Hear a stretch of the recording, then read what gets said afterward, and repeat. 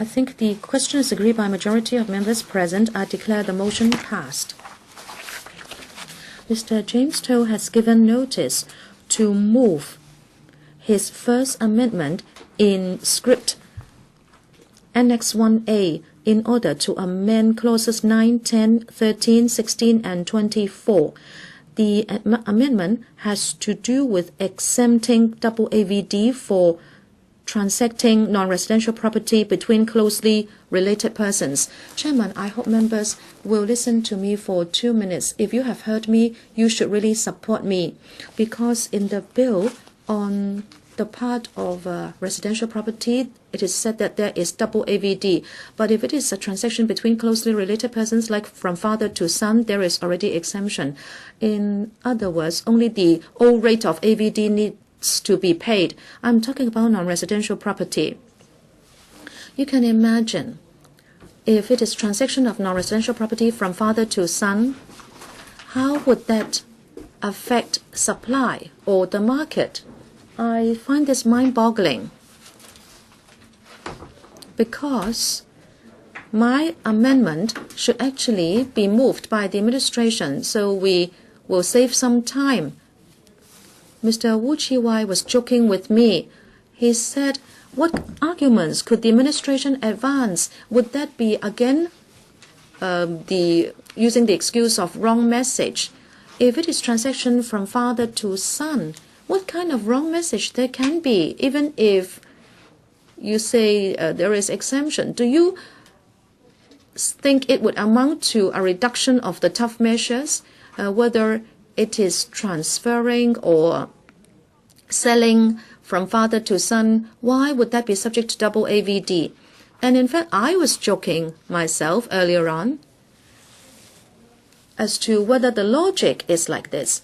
If the son doesn't inherit the shop space from the father, does it mean the father has no choice but to sell it to the market? So there will be more shop spaces in the market, so that shop spaces will reduce in price? I don't think that will happen, because even if the shop space is in the market, the person who will buy it will pay double AVD.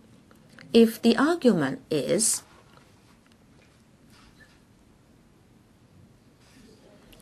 Chairman, let me do this. Let me, first of all, move the first amendment in Annex 1A in order to further amend clauses 9, 10, 13, 16, and 24. If the son inherits a shop space or an office from the father, now that is quite normal and common. Now, does it mean that if the son is exempted from paying double AVD and pays only AVD, does it mean that the father will have more interest in transferring the unit to the son instead of putting it in the market? Well, I find this very confusing. I don't understand it. I thought it was so straightforward. And in fact, I also thought about this. I was actually reducing this to the extreme. Now, they don't only talk about father and son. It also includes husband and wife, that is between husband and wife. Father and son, that relationship cannot be invented. Say if I want to buy an old man's shop, I cannot pretend to be his son. But if I want to buy from the father and I want to save the 5% double AVD, could I say I will marry the old man first, and the old man was willing, and as you know, the old man can be very rich. And will someone, for the sake of their 5%, marry a buyer, the buyer? Now we must be talking about a female speculator, and then it's a transfer between a husband and wife, and then divorce afterwards. Will somebody do that? Will the risks be too much? Oh, I hope that members can support such a straightforward and simple exemption. I hope that the Secretary can, at this very last stage, agree to my amendment so that we don't have to spend so many hours on this. Just vote on it and pass it, because it is perfectly normal and reasonable. If members can find out anything problematic with such a transaction, please let me know. I'm all ears. Please do not just press the button with your eyes closed. Now, if this council is not interested in talking reason, there's a very bad example for the whole community. Members may now speak on the. Members may now indicate what they want to speak in this number 4 joint debate. Mr. Leung Kwok-hung. I think Mr. James To's intention is understandable. He's talking about a family business, and the father is the landlord, and he has passed away, and the son who inherits his business in the form of that shop may have to pay doubled AVD. This is understandable. So for a son he inheriting something from his father, it should be exempted. Or if it is a transfer between husband and wife, we are talking about a very close relation between two very close relation, because under 20 AD, well, if for two persons, and the relationship is one of parent and child, spouse, so on and so forth. So the scope is very wide. If we're talking about 3 or more persons, if each of them, either parent or child or sibling of the other members, and they're also close relation or blood relation. So the net is very wide. A son buys a property for his, a father buys a property for his son, it's okay. And it's all right for the other way around. And these are two different stories.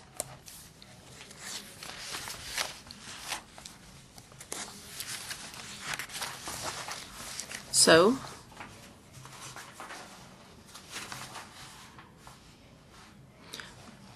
now if we want to offer exemption for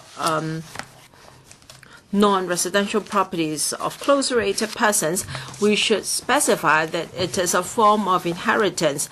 If the son has passed, if the father has passed away, then by means of a will, the father or the son can apply for an exemption from the administration. Otherwise, the loophole may be abused, because siblings or spouses can be eligible. Now, if you're worried that there has been an accident causing misfortune to the government and to the family, and the family has relied on that non-residential property to make a living, that is understandable. But the question is, 3 years down the road, the son can resell the property. So there is indeed a problem. Therefore, well, I'd like to ask whether the administration has ever discussed with Mr. James To. Through you, President, I'd like to ask Professor Chen whether they've ever discussed with Mr. James To, or no, so long as you have enough votes and you just impose this on Mr. To. I think the intention of his amendment is very clear and also reasonable. Before, due to turn of fortune in the family, should there be any change in title of a non-residential property owned by the family, you should do something to avoid loss to the family. Now, if the husband or the father has passed away and the widow and orphans have to pay doubled AVD using the property to make a living, it is rather unreasonable. Now, if it is a form of inheritance, it is perfectly reasonable.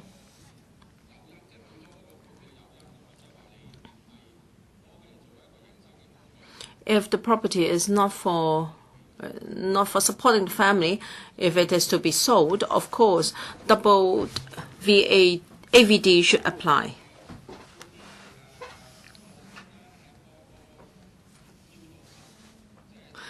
If civil servants are not deployed to try to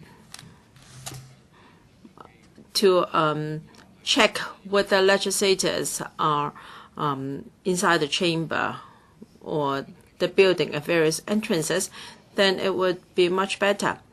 I saw many civil servants here checking the whereabouts of legislators instead of listening to the views of members. And you say that there is a room for talking between the administration and legislators.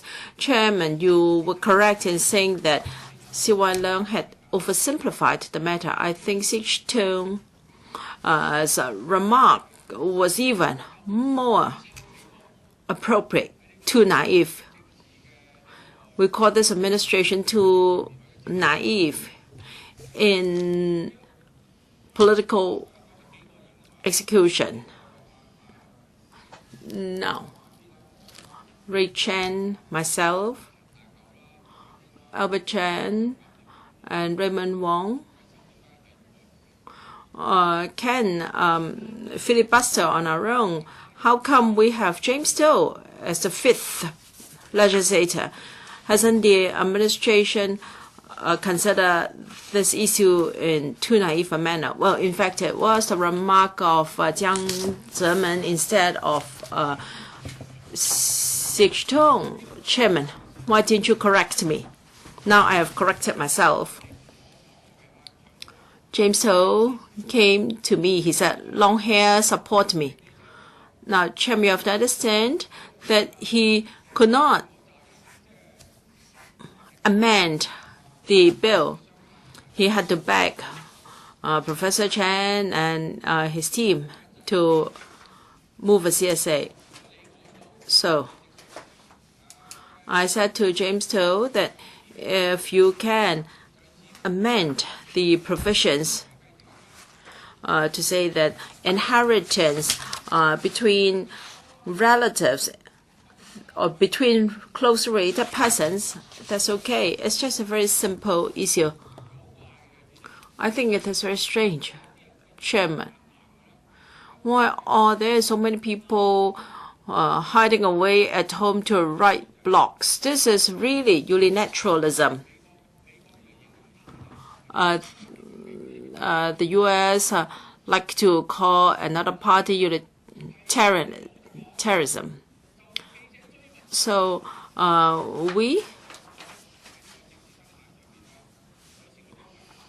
there is no way journalists can ask the administration to comment on a blog officials wrote, nor can legislators do so. So James Doe would like to revert to the rights enjoyed by persons before the doubled AVD is applied. And then they criticized Mr. Doe as being ill-intentioned.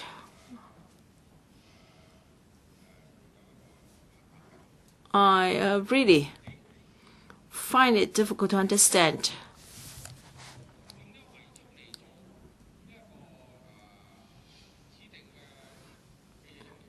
What's wrong with requiring a will? Now, estate duty is close to zero, thanks to the government. So, I can only make one observation. The government hasn't got the will to tackle this problem.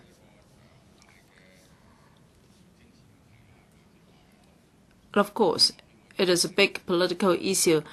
So long as the administration has secured enough votes, he is not going to concede. And I'm caught in the middle. Now, the two sides are bickering, and I am caught in the middle.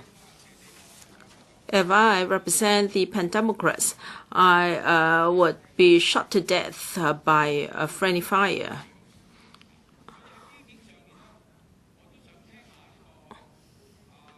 Fortunately, I am not on the administration side. All right, I look forward to Professor Chen's reply. Please argue with us. Many secondary school teachers teaching liberal studies asked, how come in this council we do not talk reason, we just heard things? I said, no, I just spent 5 minutes hearing things, and for the rest of the time I reason with the other party. Do you want me to hear things and you know? Of course not. Because Chi-wai, the C said that he was worried of being heard things. No, I've not digressed. If he's so worried, he shouldn't come to the council at all. All right, Chairman. Is Professor Chen frightened of being asked by me? If yes, do reply us. Because he is here to secure our votes, not to count votes. He's not here to count who's here and who is not, to ensure that he has enough, all his supporters are here. And I would invite James To tell us whether he has ever discussed with the administration and the kind of treatment he's got from the administration, whether he was just pushed aside, and if yes, how can you blame legislators for opposing the administration? So James To, please tell us whether in the first place relevant officials from the Bureau have helped you to amend your CSAs. I know everyone here understands, but those watching in front of the TV don't. Some say, well, James To, why don't you amend it? They don't understand that he won't have enough votes to change the situation. We have to rely on CK Chen. Yes, the administration can do anything with the exception of changing the agenda of a person. Chairman, is your judgment correct? I'd like to know whether your judgment that things have been simplified or seen in a very naive manner, are you correct or not? So I urge Mr. James to tell us what has happened. Does any other member wish to speak? Mr. Ray Chen.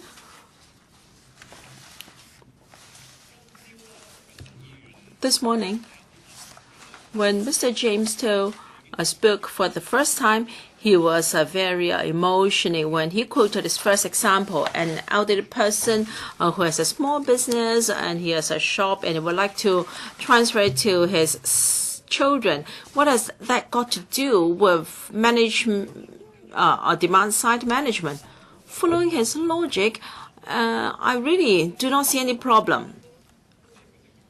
As at now, I am not decided as to how to vote, and I have not discussed with Albert Chen yet. Now he is explaining to the journalists how he is going to vote. I don't think we should have our position irrespective of the excellent speeches made by the other members saying that the party has already come to decision. As of this moment, I'm still indecisive, and I just want to listen to members' arguments. Well, I understand that an elderly person may want to pass his business to his descendants. I just hope that there can be an exemption for transfer of non-residential properties between closely related persons. Well, according to Mr. James Cho, the exemption won't cause speculation, and then the chance of abuse is small. Well, I would like to invite those who have already stood firm to oppose James Cho's amendment to give us their arguments so that we can ignite a lively debate. Now, the administration has always been saying that any amendments to be passed will weaken the effectiveness of the exceptional measures, thinking that it is already pitched at the best level. Anything changing the original provisions in the bill will be regarded as sending out a wrong message. Whether it will really give rise to speculative activities, that's not to be bothered. As to how many people would be abusing the loophole, that isn't relevant. I think the administration is worried that the message itself would be causing a wrong impression among the people of Hong Kong, thinking that property prices would go up because the effectiveness has been weakened. I want to comment on James Cho's CSA. If a person, a citizen, acquires a space in an industrial building or a shop space and he passes away, now for the son to inherit the shop space from the father, maybe he has to pay duty in the form of stamp duty. It may cost him a few $1,000,000. Now to the small businessman, it may constitute an impact. For the proposed CSA, it is for the inheritance of non-residential properties between closely related persons. Let's take a look of 29 AD. There are two scenarios concerning the closely related persons. Say, for example, if the two persons, one of them, each of them is a parent, a spouse, child, brother, or sister of each of the other persons, or among three persons, if they are the parents, spouse, child, brother, or sister of each other, then they will be regarded as closely related persons. If we want to look at the possibility of loopholes, in case this bill in relation to this part is enacted, I think you can try to exploit the loophole by getting married and getting divorced endlessly, so that you can transfer the property to your spouse, and after the transfer you get a divorce, and then the ex-wife or the ex-husband may sell the property for profit, and then you save some money in relation to the amount of ABD paid. To practice loophole, I think there's a way to do it. And for non-residential properties in relation to spouse, if the owner passes away, then the property should be passed to the closely related persons in the form of a will. If the spouse is to get the property, if the other partner is still surviving, then it cannot be done. So perhaps by this arrangement, we can plug the loophole. But of course, the administration would regard my example as absurd. Would somebody try to save that small amount of money by getting married and getting divorced so frequently, just to get exemption for transactions between closely related persons? My understanding is that under Cap 117 and under the bill, I don't see a clear definition for the term child. So perhaps we should define the word child so that we have a clear definition. Moreover, I just want to add that for closely related persons, if they get an exemption, I hope that one day the the administration will consider the following in similar policies. That is, for a same-sex relationship, if a person has been in a relationship with another person of the same sex for over 10 years, I don't think the newlywed couple who would be closer than a same-sex couple. So we have to be fair, we have to be consistent. I think the administration doesn't have this idea. But if we want to be fair and consistent, I think we should also expand the scope as well. Thank you. Mr. James Ting. Mr. Deputy, the Liberal Party is in support of Mr. James Cheu's amendment. For this amendment, it says that should there be a transfer of a non-residential property between closely related persons, then the doubled AVD should be exempted. Mr. James Cheu just now gave a very clear explanation. In the case of residential properties, there is an exemption. So he wonders why there should be no exemption. Now, if the father is to pass a property to the son or the husband is to pass a property to the wife, now for residential properties, since they live in the property, so you think that it is different. But then for a non-residential property, maybe it's a shop space or it is an office premises, it's for the sake of getting a rental income, and then people live on that rental income while they also live in that residential property. I think from this perspective, you should be accommodating and understanding, and you should have given them exemption. Now, in the case of leaving behind your stocks and shares to your wife or your children, or if you leave behind an amount of cash to your wife or children, you don't have to pay any tax. How come that in the case of passing down a shop space, a flatted factory space, you don't get an exemption? Why is it that you have to pay doubled AVD? But of course, we also understand that we have already done away with estate duty. When you pass away, you leave it to your child, then it is part of your estate. But of course, in this case, we are not talking about the inheritance. It is a matter of out of no reason, you just want to transfer a property to a closely related person like your parent or spouse or your child. But in the case of a person passing away, you don't have to pay estate duty. You don't have to pay estate duty for jewelry inherited from your parents, say, for example. Now, even for estate duty, it was 15%. Now, in this case, it can be as much as 8.5%. So I just don't know about the nature of the message to be sent out by the government policy.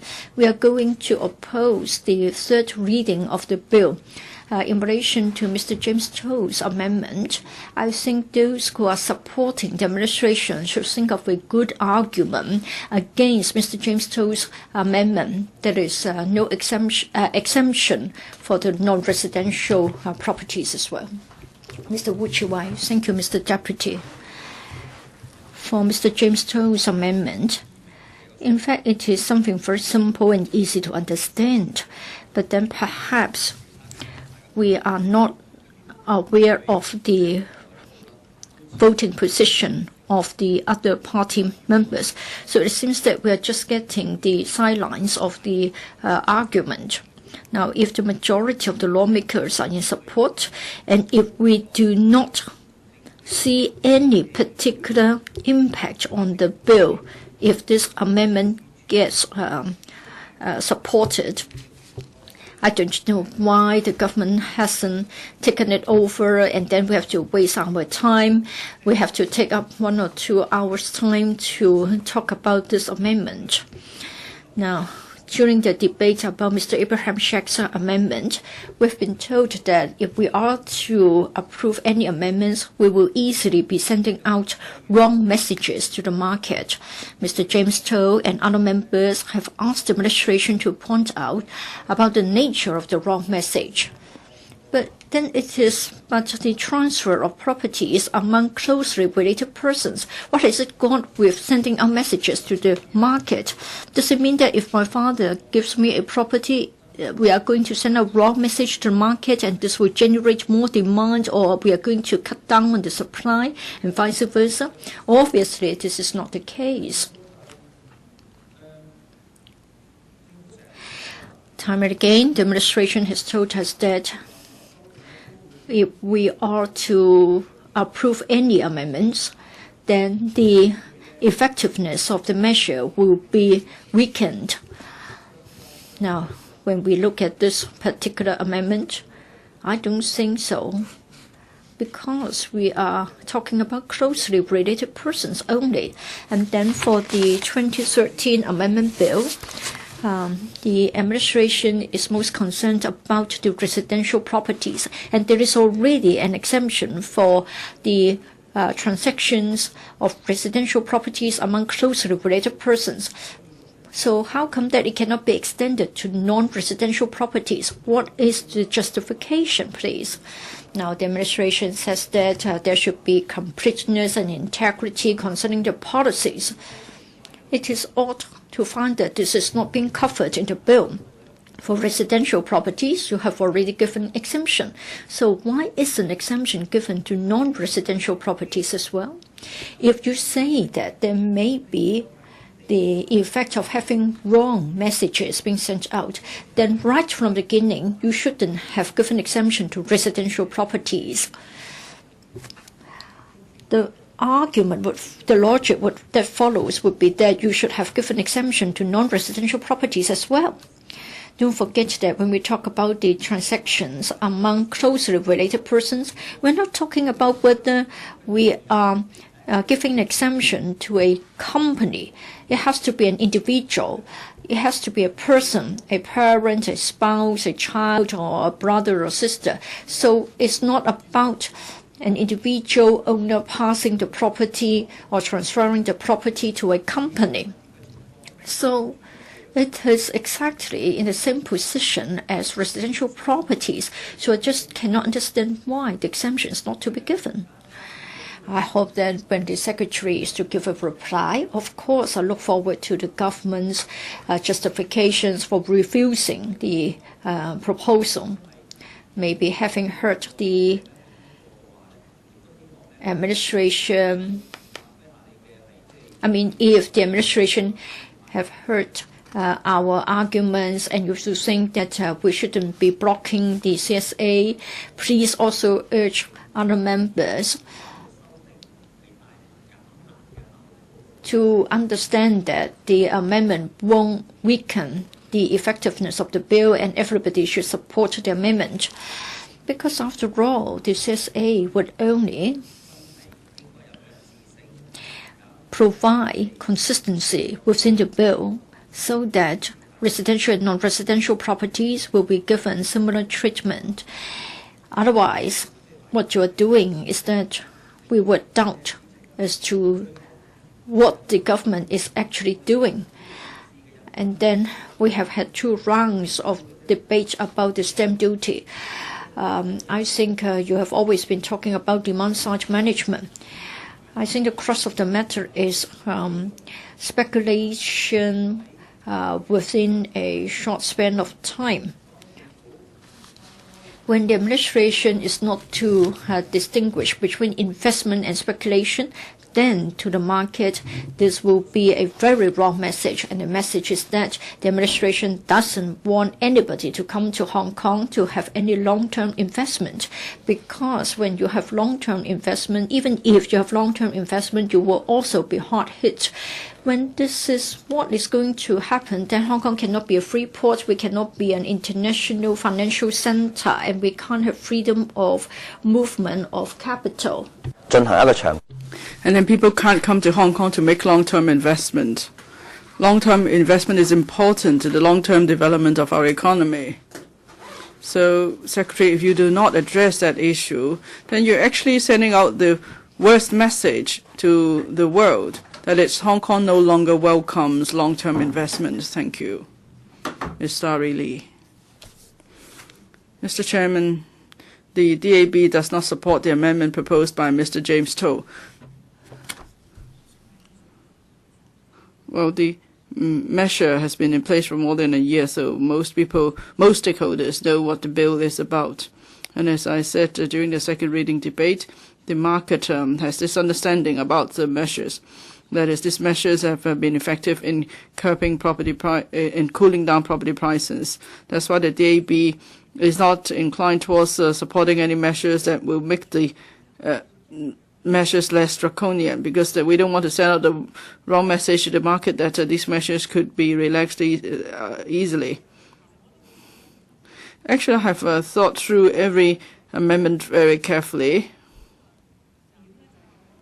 My first consideration is whether there would be anyone who would suffer because they have to transfer their properties during this period. Well, if someone has to transfer properties, that must be because this is estate, and so would they be penalized for this? And I've checked with the administration for transfer of estates. There won't be any penalty as such. That is, that they will be exempted from paying doubled AVD. So if unfortunately someone becomes deceased during the period and there's a need to transfer estate, then this is not subject to the doubled AVD. As for others who may suffer, are there other cases? Well, of course I know these are draconian measures. Of course they will affect someone. But then the bill has sent out a clear message. During this period, we have a short supply of land, and there is strong demand because the interest rate is ultra low. So that's why we're telling people try to hold back things a bit. Unless it's absolutely necessary, don't transfer properties. That's what we're saying. And if it comes to the transfer of residential properties, the transaction may be subject to doubled AVD. So if there is no necessity to transfer properties among closely related persons, the owners probably would choose not to transfer the properties at this time. And Mr. James Toh's amendment covers a narrow scope, of course. I fully follow what Mr. Toh and other members say. Yes, what they say makes sense. But as we consider whether we should offer the exemption, it's not just about whether the proposal is sensible or not. And because if that's the case, we should also consider the case of people buying properties for their own use. Actually, I'll go to that later on in the debate. Apart from considering whether an amendment is reasonable or sensible, we have to consider that this bill has been introduced more than a year ago. If now there is a different scope of exemption, we're worried that there could be abuse of the exemption. And definitely the market will interpret it as a move to lessen the draconian measures. Now, we've always asked the administration to adjust the period for buying replacement period. At the Bills Committee, we had a lengthy discussion. Members thought it was just to, make the arrangement more reasonable. But then the next day, in the media, it's reported that the government is taking steps to make the draconian measures less harsh. So that's the message being sent out. Now, we want these measures to cool down the property market, but more importantly, we don't want to send out the message to the market that the government is lessening the harsh measures, that is, the government is succumbing to the market. Because only recently we know from media report that the property prices are picking up again. So we don't want that the wrong message to be sent out. Thank you. Secretary for Financial Services and the Treasury. Yes, Mr. Ray Chen. First of all, I would like to thank Ms. Sari Lee for the information she provided. Some have expressed concern that if for shops and industrial units, if they become part of an estate, would the transfer be subject to doubled AVD? Ms. Sari Lee has said it's not the case. Perhaps the Secretary could confirm that later on. But then the basis of Ms. Sari Lee's argument, I find a problem with that, is that whether there's a necessity to transfer property. Well, if someone is dead, of course, there's a necessity to transfer the estate. But whether there's a necessity to transfer a property, it should not be for the government to decide. If you don't want me to transfer properties, I shouldn't do so. No, it's not like that. So then it comes back to the policy intent of the bill. Is it to curb speculation, or is it to bring the world to a halt? That is, it's for you to decide when the world could evolve. What if a grandfather wants to give a gift to the grandchild, then yes, the government say, no, don't do it now, wait till this harsh measure period is over. Please help, please don't send a confusing message, please don't mess with the market. So even if I want to give a gift, I can only give it after this harsh measure is withdrawn. Now, the DAB said that if these are extraordinary measures during extraordinary times, they shouldn't last too long. So you just wait a year or two. If you want to give a gift, you wait a year or two. But if you're dead and you give it, then you don't have to pay double HVD. But while you're alive, you want to give the gift to your grandchild? No, sorry, please wait till the extraordinary measures are removed. But I can tell you that that will never be the case. These extraordinary measures may become regular measures. So the administration is going to enact such a bill, a piece of legislation. You don't allow Mr. James Sou's amendment, then what's it about? It's something so straightforward. Actually, we had wanted the administration to move the CSA, so I hope you'll explain again why you won't move the CSA. You want to make members do it, because it would be 100% more difficult for members to move this amendment. Now, I'm even more keen to vote in favor of Mr. James Sou's amendment. You're saying the world should come to a halt, or wait till you're dead before you give people properties. So that's departed from the policy intent for demand-side management and curb speculation. You are actually trying to control the rhythm of this world. You say that any minor steps taken might be interpreted as move towards some less harsh measures. Yes, the message, of course, is important, more important than the substance, perhaps. But then it's a matter of how people interpret a message and whether people buy it. As I always say, when a message is sent out, of course, someone will try to distort it. Someone will try to distort the message it's like tomorrow night, if we can't pass the bill, the estate agents, they say, well, let's see, the measure is not passed, so you can just buy property first. You might end up making money before you even have this duty. But then we're telling the public, don't believe in the estate agents. Even if we can't pass the bill tomorrow, we'll pass it in October. There's no way you could distort this message. So with any amendment, there's always a loophole. So someone with certain motive, ulterior motives even, might want to distort the message and trick people into going into the property market. But if someone actually believes in the estate agent, really it's his fault. If he thinks that we can't pass this bill in October, then it's his fault if he chooses to believe that. So here, these are just wrong messages.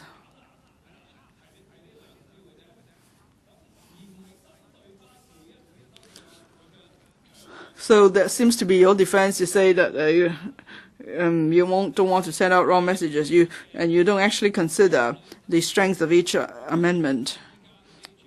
Now there are 11 amendments to be moved by members. This one, if only one amendment could be passed, this must be the less damaging ones in the administration's view. But if the administration say no, even this amendment we won't let it pass, then you have to convince me with reasons. What Ms. Sari Lee said has failed to convince me. For other members who oppose Mr. James Sou's amendment, please give us your strong arguments, and I hope the administration will also give an explanation. Ms. Sit-ho.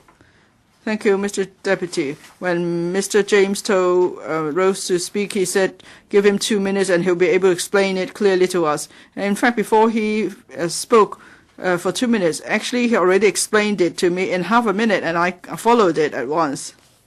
So the simplest logic is that there is exemption for residential properties. Why not for non-residential properties? Here we're all talking about closely related persons. Oh, the argument here is that if you don't transfer a property to a family member, the family member will have to buy in the open market. So whether you offer the exemption or not, it may have an effect on the supply in the market, increasing it or reducing it. Well, we've always said for these stamp duty measures are such that, well, for property prices, actually, they are now beyond our reach. Even for non-residential properties, there's speculation using hot money from outside Hong Kong. But when we consider exemption measures, we have to look at it carefully. We don't mind the administration taking draconian measures to curb speculation with hot money coming from overseas. But at the same time, we must not prohibit or affect property transactions among local residents, especially among close relatives. Just now, when Ms. Sari Lee spoke, she said it's not about whether the measure is reasonable or not. Well, that really baffles me. Maybe you could clarify. I tried to listen to you very carefully, but you did say that this time round we don't consider whether an amendment is reasonable or not. How come when this council considers any amendment, we don't look at the law and reasonableness? How come we only worry about that a measure would promote speculation, or it might send out a message to the community that the government is not committed to pressing ahead with the draconian measures to curb speculation? How come we should have such concerns? Let's look at the case itself first. The first question that I asked Mr. James Toh was, does it mean then that we are paying estate duty again? Because among close relatives, let's say a father passed on a non-residential property to a child, then stamp duty AVD has to be paid. That means you are charging estate duty. But then just now we're told that clarification has been sought with the administration. If someone passes away and a property is part of the estate, for family members there will be exemption. So that means the person has to die first before it can be done, right? What if it's a clan? One child wants to use the industrial building for his own business. He has the support of his parents to start his own business, and the parents don't want other children to compete with this child for the use of the property. So my parents want to change the property's name to that of his son, and maybe the industrial unit is for turning into a band room or whatever, or a band studio. So if the parents want to give the property to a child, the parents are still around, but they don't want the other siblings to quibble over this property. They want to support this child in his business development. Then you have to charge them AVD.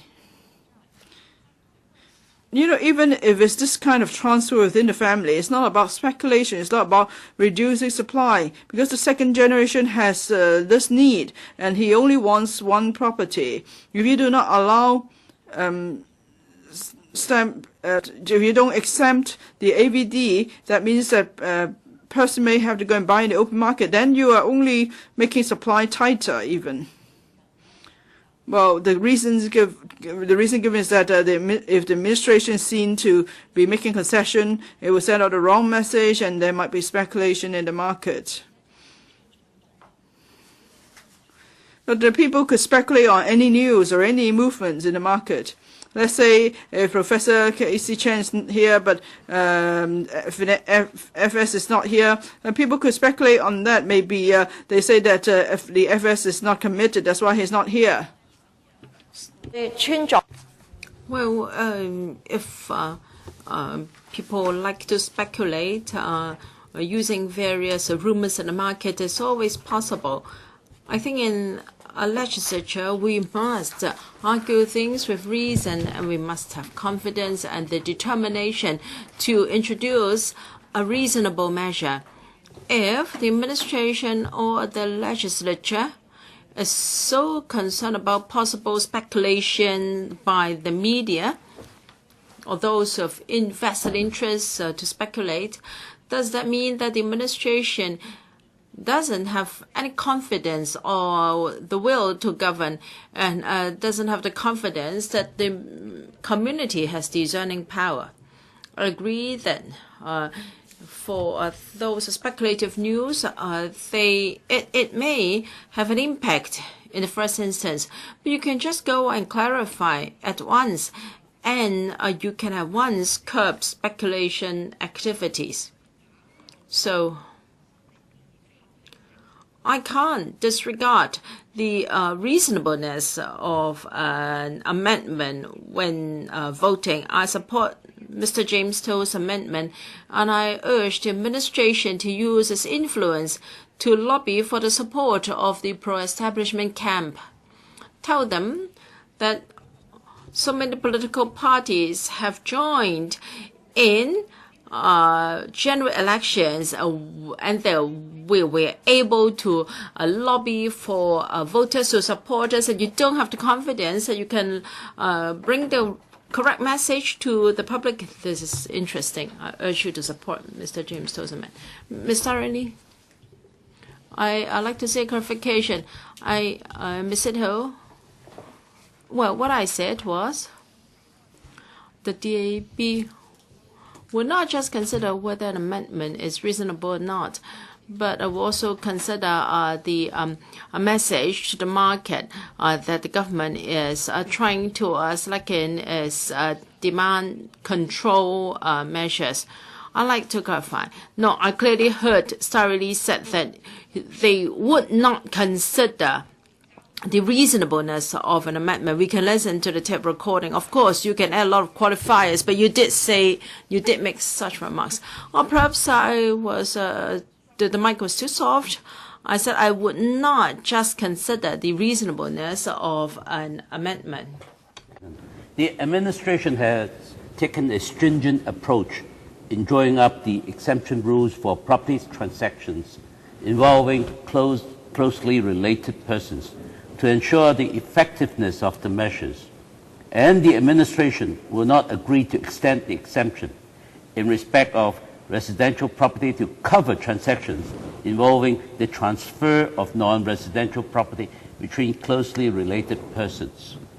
Although some Bills Committee members and the Law Society of Hong Kong hold the view that the scope of exemption should be expanded to include in-laws, sons and daughters-in-law, fathers and mother-in-laws, and they do not believe that such an expansion would lead to abuse or undermine the effectiveness of the measures. I am not judging who is right as to whether a loose definition of closely related persons would lead to abuse and weaken the effectiveness of the measures, which, in the first place, I don't agree. My concern is the consistency of this legislation as a whole. The question is, Mr. Acting President, why does the administration consider that a stringent approach in this instance must be taken in this matter, because otherwise it would risk seriously hampering the effectiveness of the DSD? To put it in another way, why does the administration sometimes play hardball with respect to certain aspects of this bill, even it may result in overkill, but at other times the administration downplay the worries of the honourable colleagues' deputation and public over inadequacies of other parts of the bill during the Bills Committee stage, during the bill, that could hinder the DSD effectiveness as to an even greater extent. How the line is drawn when the administration decides which loopholes need to be plugged? The answer is very simple. It is the pleasure of the CE and no other. The administration says DSD existing exemption arrangement for property transactions involving closely related persons follow the same principle as the SSD and the DSD regime, which accept transactions involving persons who are blood related or half-blood related, have spousal relationship, or have adoption or step relationship. In this matter, the administration tells us that what it is doing is based on the principle established by the Stamp Duty Amendment Bill 2012. But when it comes to the ad valorem stamp duty rates adjustment mechanism, which we debated earlier, the administration took a different approach from the 2012 bill. Future increases and decreases in AVD rates will go through positive weighting instead of using the hybrid approach used for adjusting the SSD and BSD rate. This suggestion that the principle of following related preceding legislation is not something that is set in stone. Perhaps the government is really neglecting in respect for family values. Mr. Acting President, the Family Council was set up in 2007 as a cross-sector, cross-bureau platform for examining family-related policies and promoting a culture of loving families in the community. Since 1st April 2013, it has been mandatory to conduct an assessment of the implication of all policies on families. Bureau and departments are required to assess the impact of policies on family based on 3 sets of core family values identified by the Family Council. This is love and care, respect and responsibilities, and communication and harmony, as well as the impact on family structure and functions. They are encouraged to consult the Family Council on new policies that could affect the family. Did the administration consult the Family Council before announcing the DSD in February 2013? Obviously, it did not. This was inappropriate given that the exemption arrangement for properties and transactions involving closely related persons under the 2013 bill have implications for family. This disregard by the administration shows the government is either paying mere lip service when it comes to promoting core family values, or that it considers promoting family values at best the second priority in policy making, and is expendable for the sake of the higher cost of preventing abuse and maintaining the effectiveness of the exceptional 3Ds. As far as the principle is concerned, it is the consistency that matters. Regarding exemption arrangement for properties and transactions involving closely related persons, I recognize 3 types of principles. The principle of seeking consistency within the same legislation. This is the 2013 bill. The principle of adhering to related preceding legislation. This is the 2012 bill. And the principle of policy making. If the administration considers a balance needs to be struck between checking speculation and abuse and addressing the practical needs of the transactions involving residential properties between close relatives, then it should explain in detail how it has drawn the line objectively, instead of repeating the subjective opinion that giving further exemption would backfire on the policy objective of the DSD. Mr. Acting President, I abstain from voting on this CSA despite the administration during the Bills Committee during the drafting Bills committees, that their explanation, which I found it has lacked any sort of principles and foundations of justice. Thank you. Chiu-hung. Dr. Fernando Cheung. Chairman, I speak to support Mr. James To's amendment. Relation to exemption for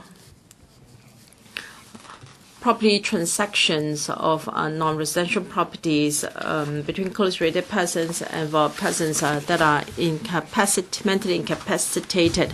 Let me declare interest. My daughter is severely mentally handicapped, so she may well be defined as someone who is mentally incapacitated. However, I don't have no property in Hong Kong for transfer to her. I don't see any potential conflict of interest. Still, I'd like to declare this right from the beginning. Regarding Mr. James To's amendment for exemption of non-residential property transaction of close related persons, as pointed out by many colleagues, this is not going to send a wrong message to the market. It will not undermine the effectiveness of the measures. We fail to see this because we're talking about transactions or gift between family members.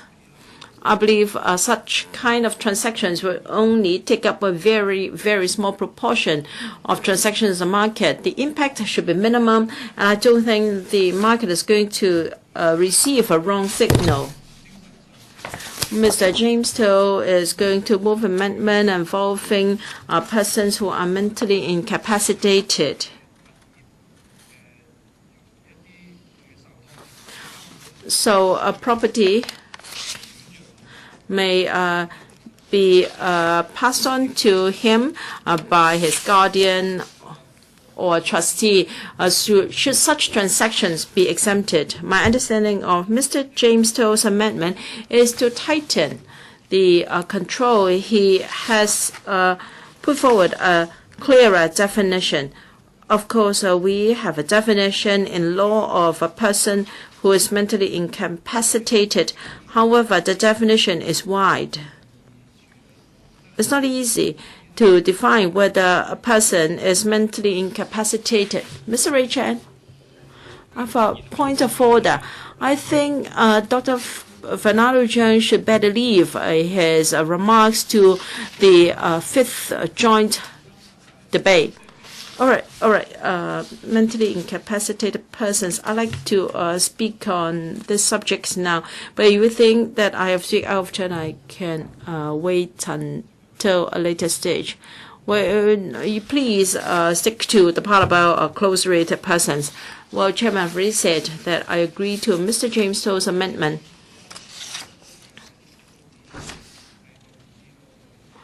I don't see how this exemption would send a confusing message to the public that the measures would be watered down because it is about transfer between family members. Mr. Lam Tai-fai, Mr. Deputy, since the introduction of BSD and SSD, I noticed that the administration has been continuously sending this wrong message to the public to mislead them. In particular, this topic in question, providing no exemption for transaction of non-residential property to a closely related person. The message to the administration, to the public, is the government is unreasonable. It will not really listen to public opinion. It is not realistic. It doesn't attach importance to family values. Hong Kong is a Chinese community. Over 90% of the people in Hong Kong are Chinese. So Chinese has this characteristic. We attach a lot of significance to a family relationship and also core values. I don't know why the government doesn't care about this. It doesn't care about close relations between families. Well, the Chinese have this saying that is the son should inherit the business of the father. Well, I think it's only something natural for a property to be transferred to a closely related person. So how come that the administration is accused is to accuse them of engaging in speculation, and so the transaction should be subject to doubled AVD, and therefore there should be no exemption. What is the purpose of having the doubled AVD raised? Stamping or suppressing speculation. If you are not closely related to the other party, to the transaction, you can't get the exemption. You can't create the relationship. It is impossible. So all along, you have to bear in mind that DSD is to suppress speculation. So you shouldn't impose it on the transactions between closely related persons. Can you suddenly, out of a sudden, create a closely related person? Even if you want to encourage closely related persons, you can't. So such transactions are something natural. But then you're imposing wrong arguments on us. You are scaremongering. You are misleading the public. You regard such transactions as speculation, and they should be penalized and subject to the double AVD. I just can't find a word to describe your logic. It is unreasonable and is illogical. And then for residential properties, yes, you get an exemption, but not so for non-residential properties. Again, I beg the question, why? What is the logic? Again, I cannot think of a reason.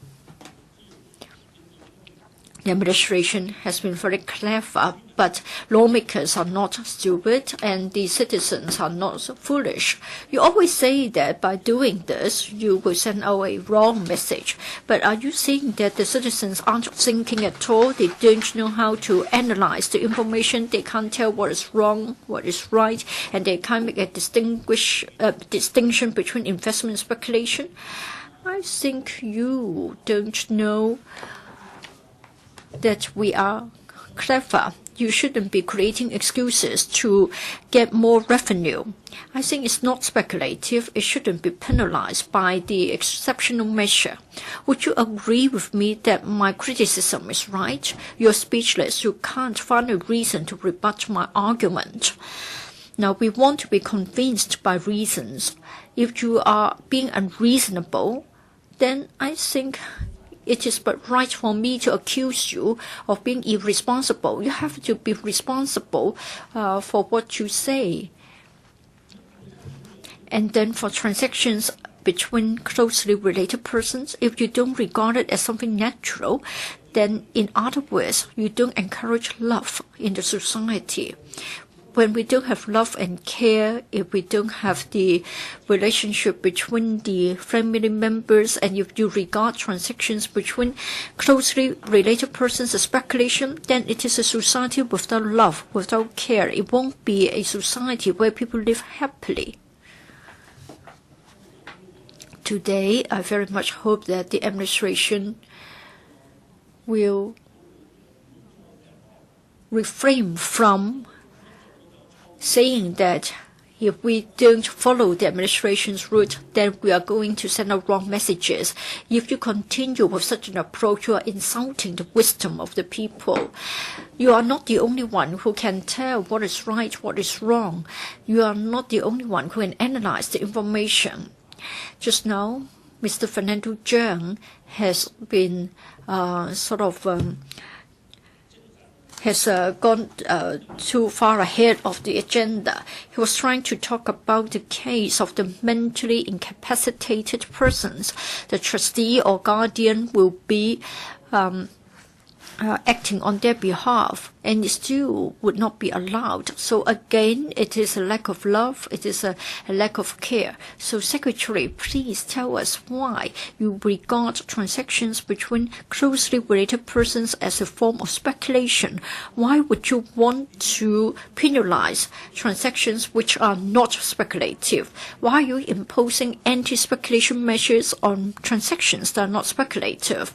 I hope that in a moment you'll give us a proper answer. And how come that you exempt residential properties but not non-residential properties? Where do you draw the line? So for residential properties, There's no speculative element in your eyes.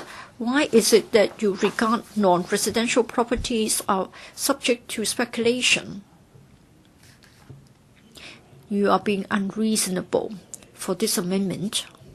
If members cannot force the Secretary to give us a sound reason, and if we just vote blindly in favor of the government, then we are collectively sending our wrong message, and the message being that we don't need to care about ethics, we don't need to care about reasonable arguments. This is not a way to support the administration. We're doing harm to the administration. In future, the administration will be very stubborn. It will not listen to us and will just use one mistake to cover another mistake, and the government will not be admitting wrongdoing or mistakes because of the need to save face. Then it will be wrong. Thank you. Mr. Wong Ting-kwong. Thank you, Mr. Chairman. Before I speak, I need to declare I do own properties, but I haven't had any transactions in the past few years, and I don't think there would be transactions in the coming years. In relation to the transactions of properties between closely related persons and whether they are subject to stamp duty. For our colleagues, especially those who are involved in legal work, I hope lawmakers of such a class can come out to explain the matter clearly to us. Please explain to us about the relationship between estate duty and stamp duty. If a person passes away, his properties, residential or non-residential, will form part of the estate. And then when we handle the properties, will they be handled in the way like any other assets of his estate, or will be regarded as a property transaction and so subject to stamp duty? I think the legal professionals will have a better understanding than me, who is but a lay person. But my understanding is that the two are to be treated differently. So if a closely related person passes away, whether there's a will or if he dies in estate, for the person to inherit the estate, I think and I expect the treatment to be different. Of course, this is a very controversial part of the bill, and I hope the Bureau will clarify the position for our understanding. Just now, some members, I think it was Sid Ho, who made this point. That is, if I am still alive, I want to pass a property to my children. Or say, for example, I have a unit in a factory or in an industrial building. I want to give it to my child so that he can use it as a music studio for his band. Well, I think it's a matter of the right to use the place. It doesn't matter if I want to pass it to my son or to my nephew. It doesn't matter. Must you change the name of the owner? Must you transfer the ownership? If you don't, does it mean that it is not a show of love? I just find it difficult to understand. Now, I can give it to my child to use it until I die, and when I pass away, he will be given the property. Now, I think this can be done. Just now, colleagues seem to say that if the exemption is not to be given, then we are being unreasonable and we are not being sensible. So, Mr. Lam, I find it mind-boggling. The way that you chose your diction has puzzled me. You said that it's a lack of love and we don't respect the family relationship. And you said that if we were to support the government, it's a matter of being loyal blindly. I don't think it would go that far. In fact, we have always asked the Bureau to clarify quite a number of points. For the tenant purchase scheme, the DAB has got many suggestions. Maybe we will support the CSA. We haven't come to our final decision. We want to be reasonable. For the transfer of non-residential properties, I think the Secretary in a moment will address our questions. That is why they are being so firm about the non-residential properties.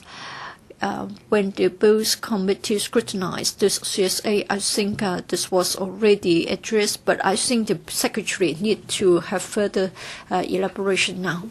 Mr. Chi-wai. Thank you, Mr. Chairman. For the transfer of properties among closely related persons, we have been told that there is inconsistency within the bill. One that stands out is that you find it okay for residential properties, but not so for non-residential properties. Obviously, there is an inconsistency in the policies. Be it the Bureau or lawmakers who support the administration, we haven't been told as to why we shouldn't do something to achieve internal consistency within the bill. And then members also talked about the question of estate. And then I think for us working at the local level, we have dealt with the distribution of wealth and assets upon divorce. I think this is commonly seen. That is, when there is a divorce, there would be the need to transfer properties. On the face of it, I think such a transfer of property will not be exempted. And then in recent years, we've seen many cases of a fight for assets in the estate of a deceased relative. I think we need to make prior arrangements. This is because we want to know whether the asset owners can have the freedom to make decisions about the distribution of his wealth. So we're talking about the ownership of properties in the name of individuals and whether such properties can be transferred to a closely related person. Now, the bill is supposed to have demand-side management, and the bill has the objective to suppress speculation.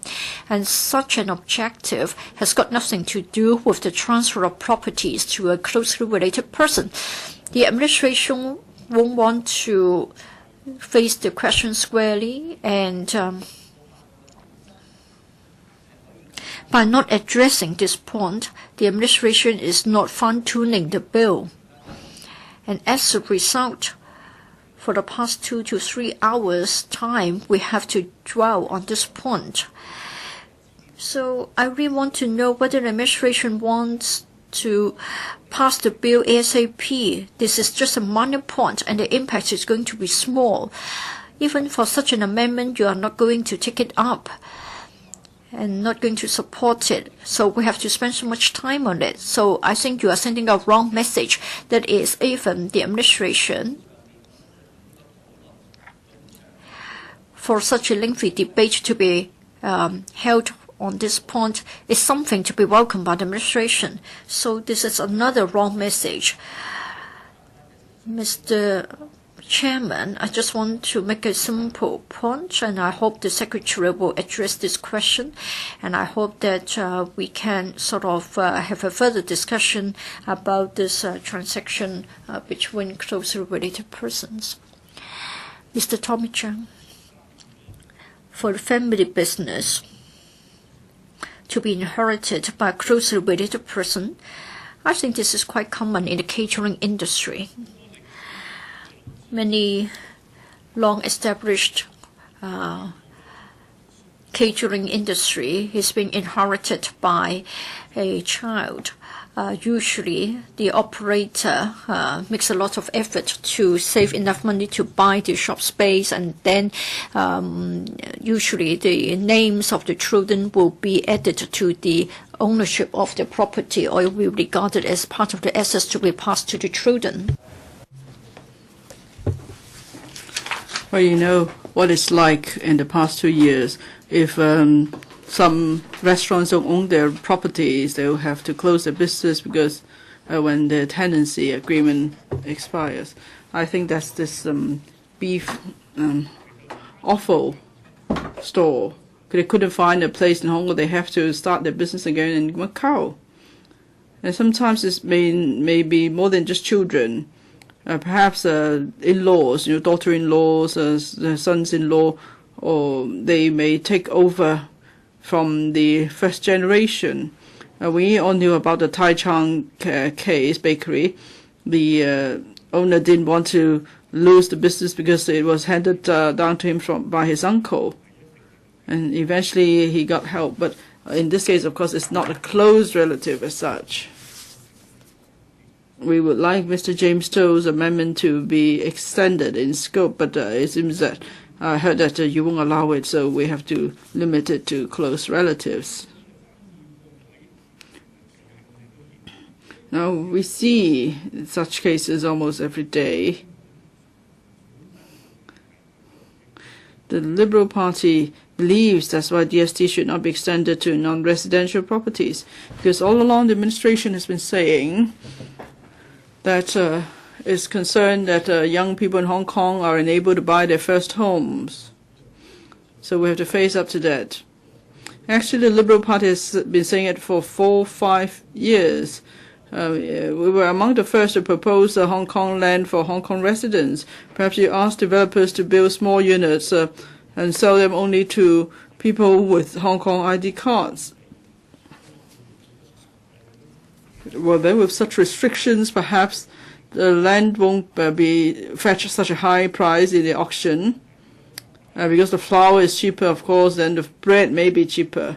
That's what we've been saying many years ago. At the time, Professor Chen wasn't the secretary yet, but the administration wouldn't do it. Now, all of a sudden, for whatever reasons, there's this concern that young people may not be able to buy their homes. Yes, we know that's true, but what can we do about it? These days, and even if you could afford to buy a home, some may choose not to do so because they remember the SARS period. At that time, during SARS, properties were really cheap, but no one wanted to buy. It's the same with the Asian financial turmoil after it. The properties were very cheap, but no one would buy it because you have to see whether you can afford to pay the mortgage or whether the property's value might depreciate. Because say I buy a property after 3 years, the value depreciates. Of course, I don't want to buy. Now you have extended this DST to non-residential properties. SMEs and businesses have genuine needs to buy properties, and all normal commercial activities are affected. So this measure is totally indiscriminatory, in a sense. Now, Mr. James To's amendment is good, but as I said, it only covers close relatives, parents, spouse, child, brother and sister. So it only covers transfer transactions involving these close relatives. And as I said, it's a pity, Mr. Chairman, that you will not allow Mr. James' To's amendment to cover other types of close relatives, including in-laws. So for a normal transfer of properties among in-laws or additional deletion of names from title deeds won't be given exemption. The Law Society has given their views to the Bills Committee. Now we're talking about the actual needs of a small family business. The chance of abuse of any exemption would be almost non-existent. Yet the administration that refuses to allow this amendment. I think the government's being callous. Mr. Chi-wai said just now, if the administration had accepted this amendment, we wouldn't have to waste 2 more hours. The administration complained that there's filibustering about this bill, but honestly, you're already charging the extra duty. Whether we pass the bill today or not, you're still collecting the money. So what's the point of filibustering? Members, and if you say it's filibustering, it's because the government is to blame as well. Members asked them questions in the Bills Committee, they wouldn't give answers. We had to talk about the same issue over and over again. And then at the end, they just came back and said, no, we wouldn't do it. But why wouldn't they do it? I've scrutinized bills in this council for over a decade. Now, when the administration thinks that I think it's like I always adopt the Democratic Party, the pro-establishment camp. Actually, if the DP supports the government, then there will be a huge problem. Well, the devil is in the details, so we have to be careful. Dr. Len Tai-fai asked how come this amendment is at odds with the legislative intent of this bill. You want to curb speculation. What if I want to pass my property to my son? If you don't, if I won't want to pay AVD, why is that speculation? Well, you know, I don't own any properties, Mr. Chairman. I think there are fewer people poorer than me. I have no properties at all. Anyway,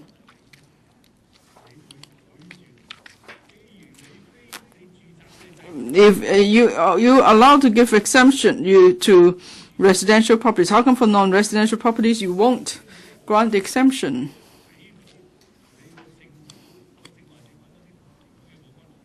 I was just saying some members didn't speak with logic. Mr. Albert Chen just came back. He didn't speak with logic this morning. For the first 5 minutes of his speech, he said something that I could subscribe to, but then the next 5 minutes he said something totally different. And then he said he would vote against it. But the administration is worse than Albert Chen. If Albert Chen is the same as the government, then it's worrying. You're the government. You would do it for residential properties. But why not non-residential properties? So with your kind of thinking, with your kind of logic, you flip between different arguments. You rush bills to us, and then when the bills are before us, perhaps because of face or just because it's proposed by James Toso, you wouldn't accept it. Or perhaps if Tommy CHEUNG proposes it, you definitely won't accept it, because I think the government actually targets me even harder than you, than the Democratic Party, probably. Anyway, the administration owes us an explanation. The public mustn't think that because the administration is introducing draconian measures, property prices will be driven down, and they applaud the decision. No, you won't be happy for too long. You'll find that property prices haven't come down, but many normal activities are affected. So, and then at the end, people will complain. So the administration mustn't just succumb to populism. You mustn't adopt a band-aid approach, because then you won't be able to address the problems, but you would undermine the competitiveness of the SMEs. Mr. Chairman, you probably won't let me speak because I'm going to repeat what I'm going to say, what I've said. I have to remind the administration, if Albert Chen, Gary Fang, and the like support you, you have to be very careful. Then you must be going down the wrong path. Dr. Lam Tai-fai. I'd just like to respond to the comments of Mr. Ting-kwong on my earlier speech. Mr. Ting-kwong said something that I totally agree to, because he's such a senior member.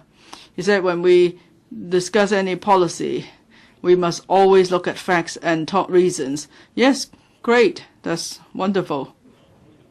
In this chamber, whatever policies or measures we discuss, if we don't look at facts and talk reasons, then there will be no credibility to speak of for this council, and such debate would be pointless. I agree. If a policy proposed by the administration makes sense, it's got a strong basis, well, we don't have to talk about partisan stance. Even radicals like Albert Chen should support it. Then we could develop our economy, we could improve people's livelihood. But if there's a policy proposed by the administration that does not make sense, it's not reasonable, and the administration refuses to listen to other views, and this policy is completely flawed with a lot of loopholes, and it begs a lot of questions, and then we just support the administration. We don't ask for explanation from the administration. We don't ask the administration to amend it or improve upon the proposal. Then is that the right attitude? Then would we just be yes men? I think it's for us to judge. Mr. Chairman, I want to repeat what I said the first time. These are demand-side management measures. The administration is telling the public these measures mean to curb speculation, and I support it. If any demand-side management measures could curb speculation and bring the property market back to the right track, that would be a good move.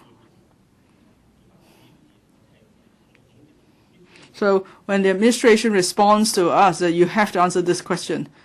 The transfer of non-residential properties among closely related persons. How come such an act is speculation? Why must it be targeted? But for transfer of residential properties among closely related persons, that is not speculation. So there could be exemption. How are the two different? Where does the difference lie? You have to explain that clearly to us. You have to convince us with reasons. Otherwise, many who support you will be seen as yes person with no independent thinking. So you don't just harm the market, you harm others who support you. So you have to explain clearly the 2 points I just mentioned.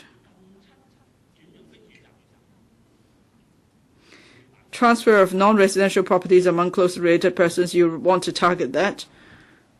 Transfer of residential properties among closely related persons, there's exemption. So what sort of message do you want to send to the people of Hong Kong? That's very important, because you are always worried that the wrong message will be sent out.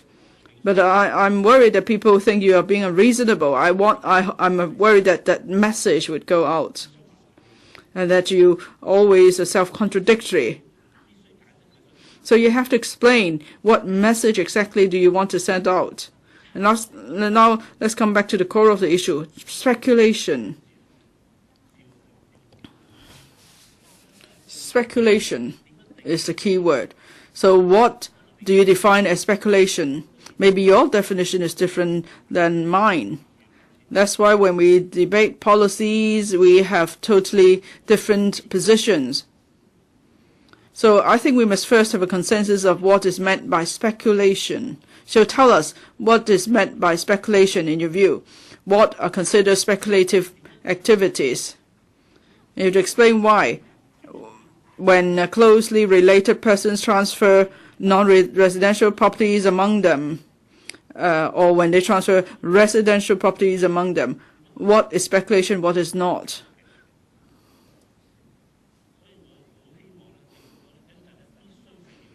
So I hope the administration will explain clearly in a moment these points. And I hope members will listen carefully to the administration before you cast your vote in a rational manner. Don't just say that, certain parties must support this, certain parties must oppose this. No, that's not the right way to go about it in this chamber, because then it will be very easy to discuss any issue.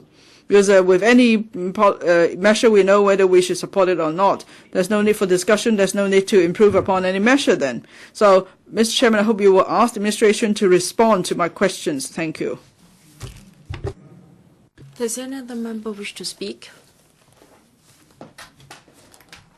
Secretary, do you intend to reply?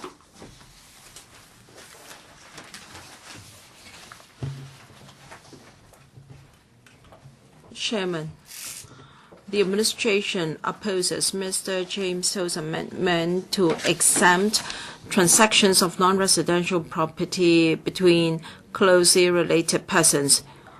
While we respect Mr. James To's views, we are of the view that his amendments are not consistent with our demand-side management measure policy objective. As I said just now, the demand-side management measures are based on first overheating of our residential property market and the spread of overheated exuberance to the non-residential property market, and therefore these measures apply to both markets. And the tool we use is doubled AVD. This measure is based on the current AVD mechanism.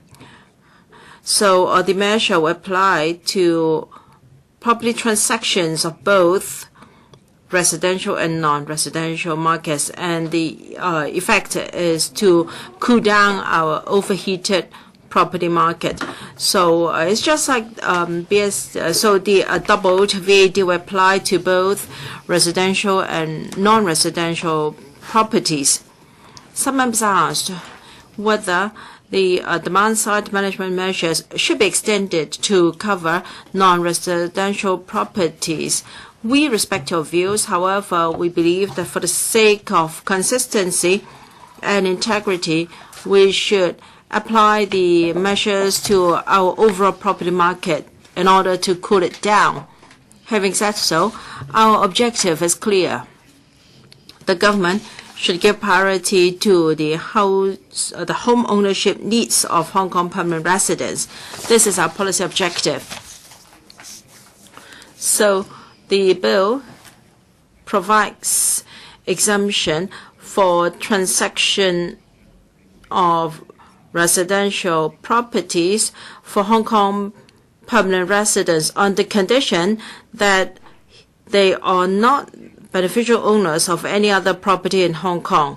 So we hope that under the doubled AVD regime, we can take care of the actual home ownership needs of closely related persons, and it's on this basis that we offer exemption for such transactions. But for non-residential properties, I don't believe there is the consideration of home ownership needs, and therefore we don't believe that it's necessary to provide exemption for transaction of non-residential properties between closely related persons, so as not to undermine the integrity of our measures. However, we understand that for addition and deletion and of names and nomination of residential property, we offer an exemption of the doubled AVD. We believe because of the difference in nature, such an exemption should not apply to non-residential properties. So the doubled AVD applies to all properties, residential and non-residential alike. But to take care of the home ownership needs of Hong Kong PL, we provide exemption for residential properties. So that is the reason why we have differential treatment for the two types of properties. I'd like to address the issue raised by many members, inheritance of estate. Mr. Leung Kwok-hung, Mr. Ray Chen, Mr. James Sen asked whether there was any issue here. According to the current arrangement, the transaction of non-residential or residential property, if it is the estate of a deceased, then the property is exempted from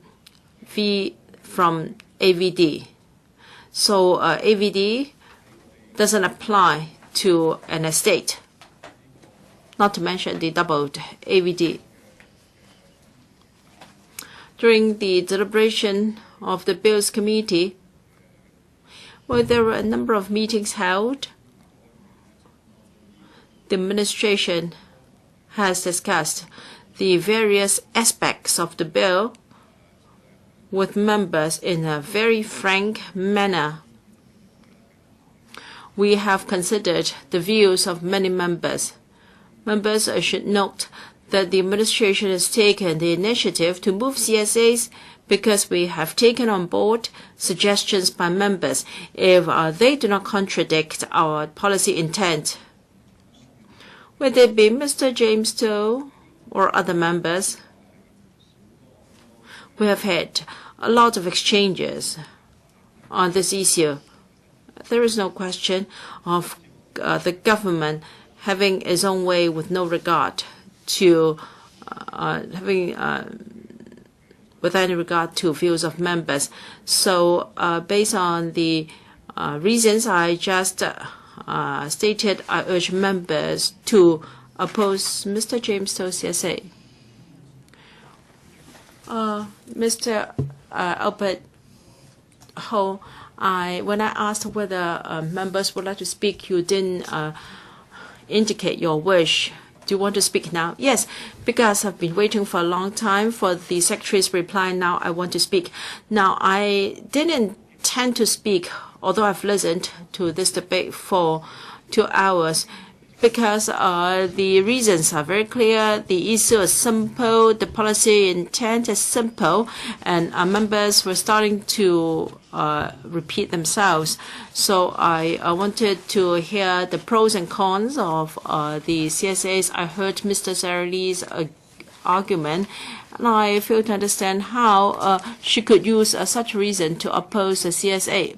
But it doesn't matter. She didn't represent the government. Having heard the Secretary's reply, I cannot but respond here.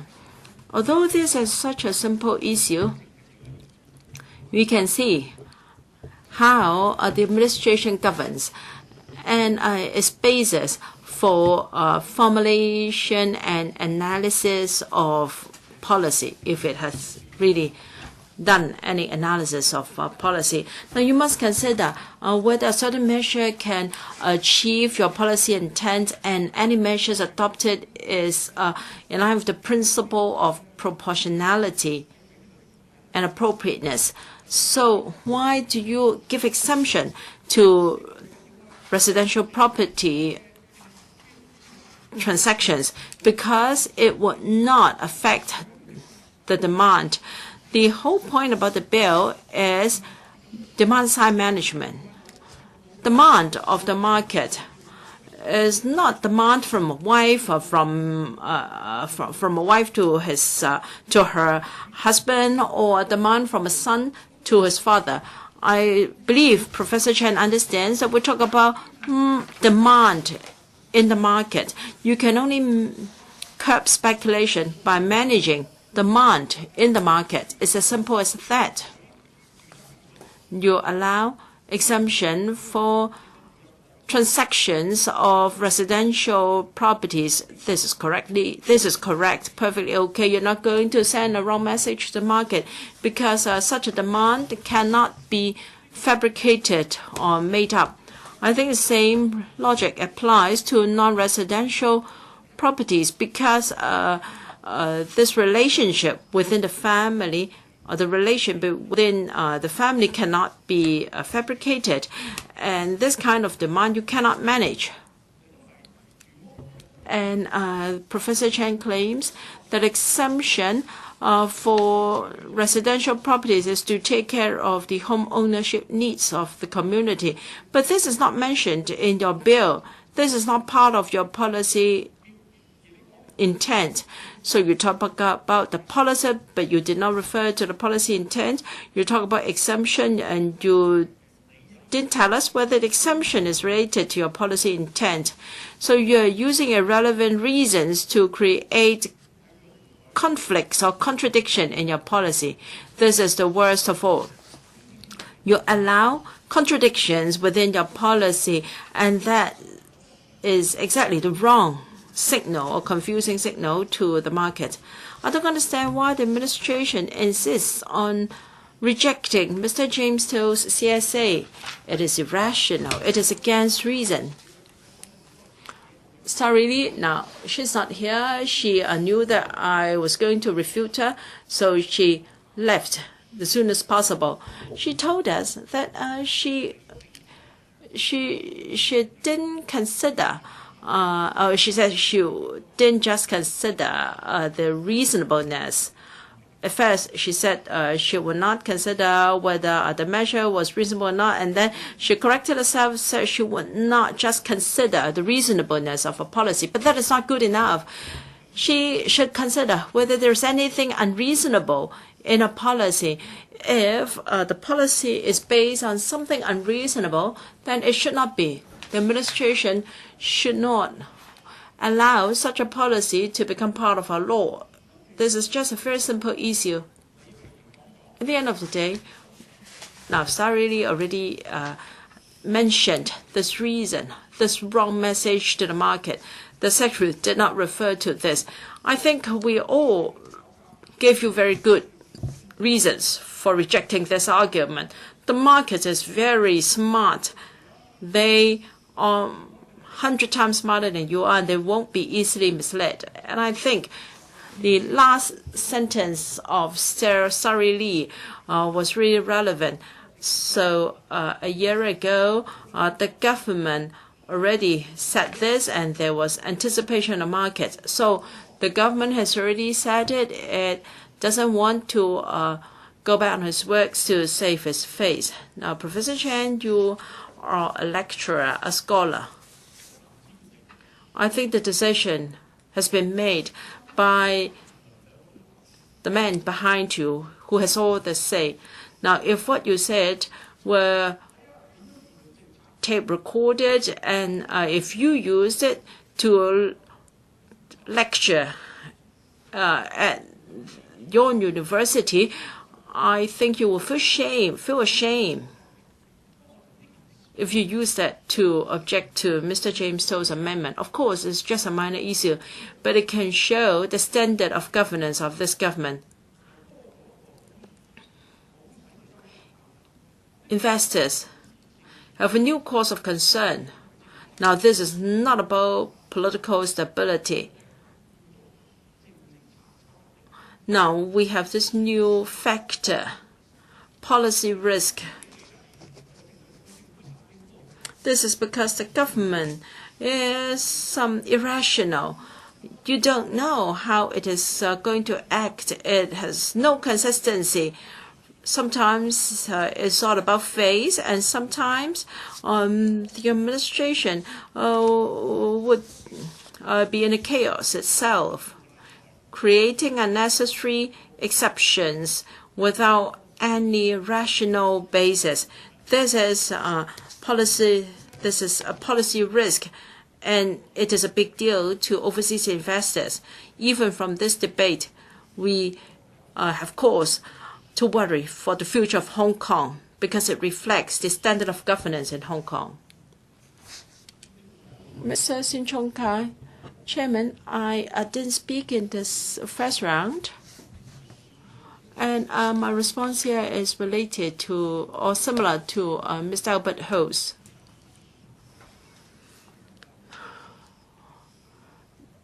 This policy of no exemption is really an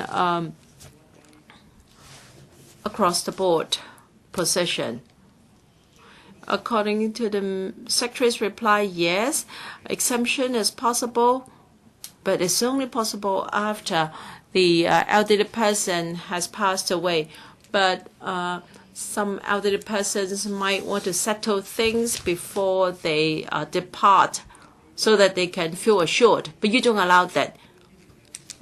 You ask people to wait until the person has departed before exemption can be granted. So I think the Secretary was saying that exemption is available, but only after the elderly person has passed away. But is this a kind of demand-side management in a family? Well, there is the father and also a son, and the family business is transferred from the father to the son. We'll talk about the same commodity or the same property. There is no extra demand. You want to use fiscal or tax measures to suppress demand. However, in this case, nobody has the intention to buy a new property. So this is just a transfer. There isn't an extra demand. Now, of course, you are trying to introduce a doubled AVD because you don't want it to be abused.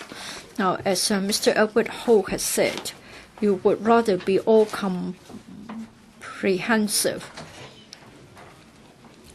So people like James Toh and others would like to think of certain scenarios. Sometimes it's not they themselves who think about such scenarios. Usually residents would approach us and ask us questions like what if, and then we collect the suggestions, and when we forward them to the administration, and then we start to get worried and we try to draft our own CSAs. It's not that we try to create certain loopholes. We don't want to create gaps in the government's policies because the administration would worry for the integrity of the policy. We are now moving to CSAs, mostly because genuine users have told us about their practical needs. They want to have a transfer of the property within the family. So it doesn't involve the market. It doesn't involve any demand at all. You have said that the bill is about demand-side management, but then we are talking about a transfer within the family. There isn't an increase in the demand. Maybe somebody would like to emigrate, or within their family they would like to divide the assets. In the USA, they would like to do this in advance. You are not going to facilitate this kind of arrangements. According to your logic, we are not increasing the demand because we're still talking about the same family. It's just that the ownership is being transferred to another member within the same family. Probably the administration is not going to change its mind at this stage. I just want to point out that this is not the right way to govern. This is not the right way to formulate policies. So as Albert Ho has said, this is creating policy risks. Mr. Lam Tai-fai. Thank you, Mr. Chairman. The Secretary told us that there could be exemptions for residential properties because you would like to take care of the housing needs of those who have a housing need. For non-residential properties, you say that because you would like to have policy consistency, and so there can be no exemption. On the face of it, it is a sound argument. It seems that you are thinking for the good of the residents, but I think you are being unreasonable. You are being inconsistent. Let me say this again. For demand-side management, you would like to suppress speculation. Now, if such transactions do not involve any elements of speculation at all, there's no intention to speculate, there's no motive to speculate, and then you impose your policy framework on them. You say that they should be dealt with in the same way, they should be penalized, etc. Then I have to tell you that this contradicts your policy objective. The two issues are totally different. As I have tried to tell you, you need to explain what's meant by speculation. What would be regarded by you as speculative? Now, if it doesn't involve speculation, we haven't got any actual speculation, there's no motive to speculate, then why would you want to apply this policy to such transactions? Had it been speculative, then they should be dealt with. You're already repeating your argument for the third time. We want to speak to make sure that the policies can be fine-tuned. I can say this for the 10th time and still on the same point.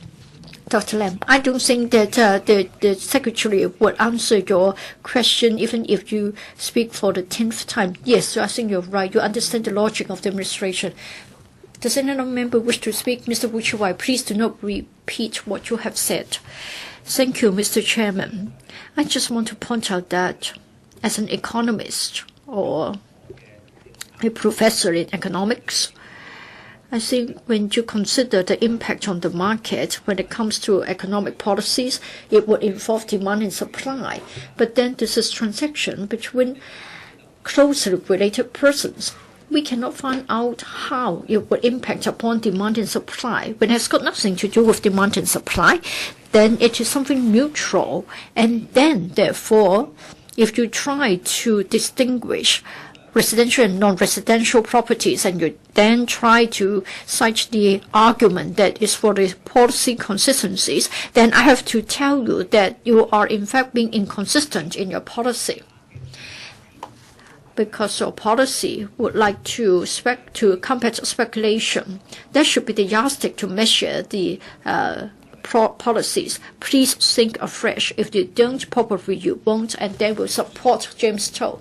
Albert Chen, I did not intend to speak on this topic, but then basically for closely related persons and for them to enjoy the exemption, I think the impact is really small. It is really minimal. As I have said, policies have to be applied across the board, but we have to provide for exceptions. Now, for the escalation of property prices in the residential market, I think the government is to be blamed. First of all, there is a shortage of supply, and then for industrial buildings, the administration has promoted the revitalization of the industrial buildings, and as a result, there has been an escalation of the prices. For the past few years, for residential and industrial office buildings, I think the price increase is even worse for industrial and office buildings. Now the government is trying to window dress the problem. 669 is very scheming when it comes to language, use of language. Now the administration is trying to pin all the hopes of suppressing the property market on the double stamp duty. Anything that goes against this will be dismissed as relaxing or weakening the effectiveness of the policies. I think it is very mean for the administration to adopt such an approach because you're turning a blind eye to the objective reality. You are not taking care of the policies. You don't care, you don't mind whether your draconian measures would hit the victims unintentionally or whether they are being too excessive. Your policies will certainly generate some side effects that you don't intend to achieve in the beginning, and then it will result in unfair treatment for certain groups of people. The people power is considering kind-of loans, CSA, because we're afraid that the measures may hit the local community economy. Now let me come back to this point. Mr. Tommy CHEUNG would like to have it in this way. That is, he would always try to label us, saying that we're being irrational. I think Tommy CHEUNG is famous for this, his so-called $20 CHEUNG. But then we are on the same side when it comes to anti-smoking. Come back to the main point. I'm only speaking for the first time, Mr. Chairman. as to whether we should support James Toe's CSA. Before he spoke, I told him that we haven't made up our mind.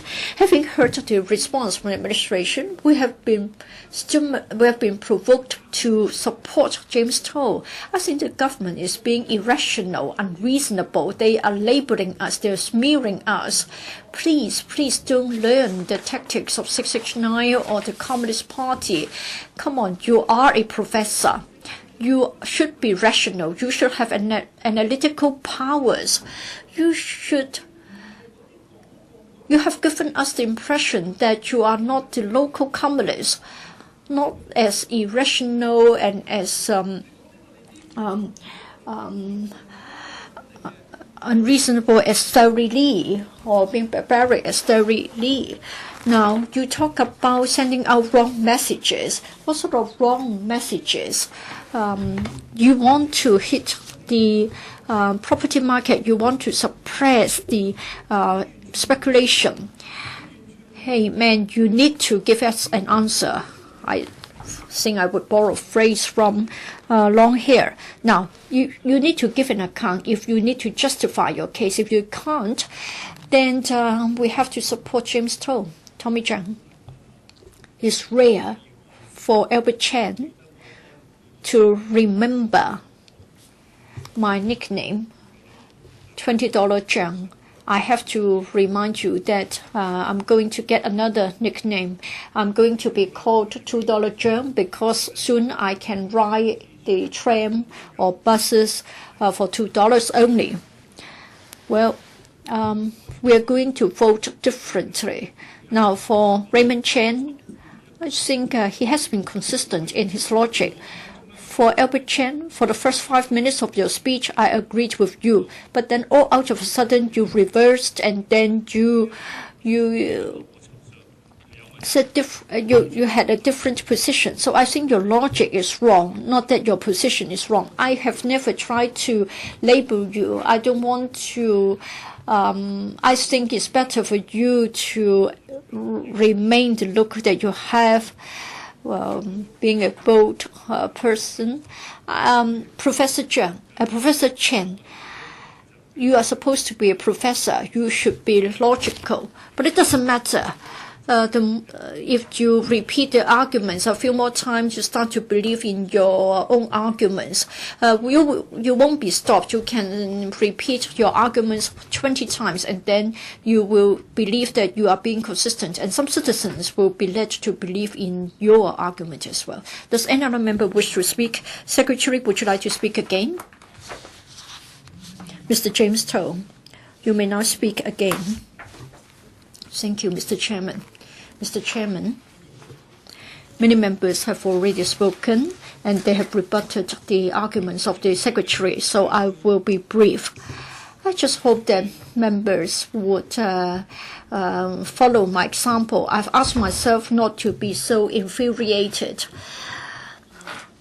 with it about this CSA or the CSA to be moved by Chi-wai concerning the tenant purchase scheme.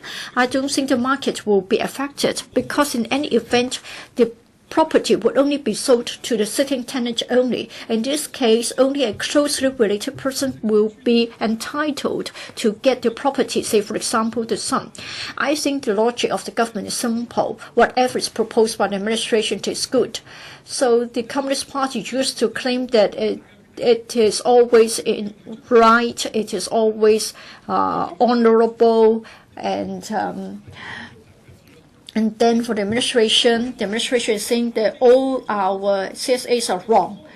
And then all the messages sent out by the administration will be correct, great, and honorable. For our proposals, whether we want to weaken the effectiveness or enhance the effectiveness, it would be wrong. The administration would only tolerate one thing. Anything proposed by the administration should be endorsed and in its original form. And then the messages will be great, will be right, will be good.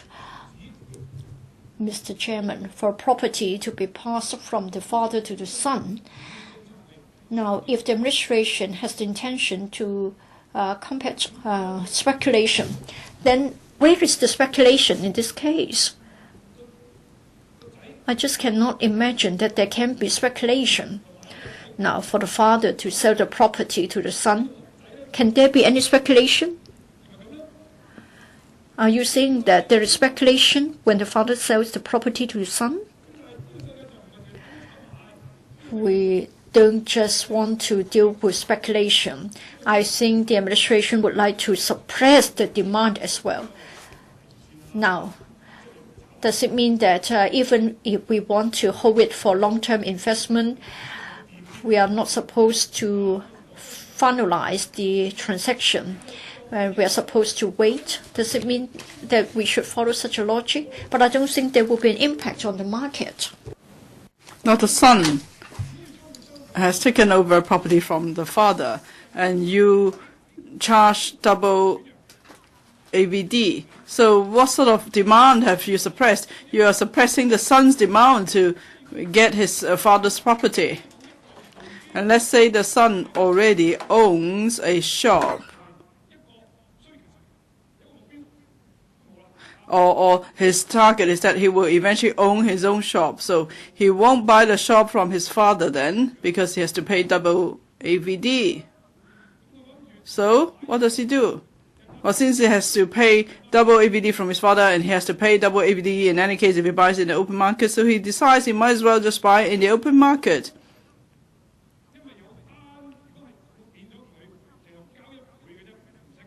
Now, if there's exemption, the son needs only to pay normal AVD. Then he will say, well, why should I bother to go buy in the open market? I'll just buy from my father because I only have to pay normal AVD. But since I have to pay double AVD, my father's shop is not as good, so I might as well buy in the open market. So what have you done? You've actually created demand.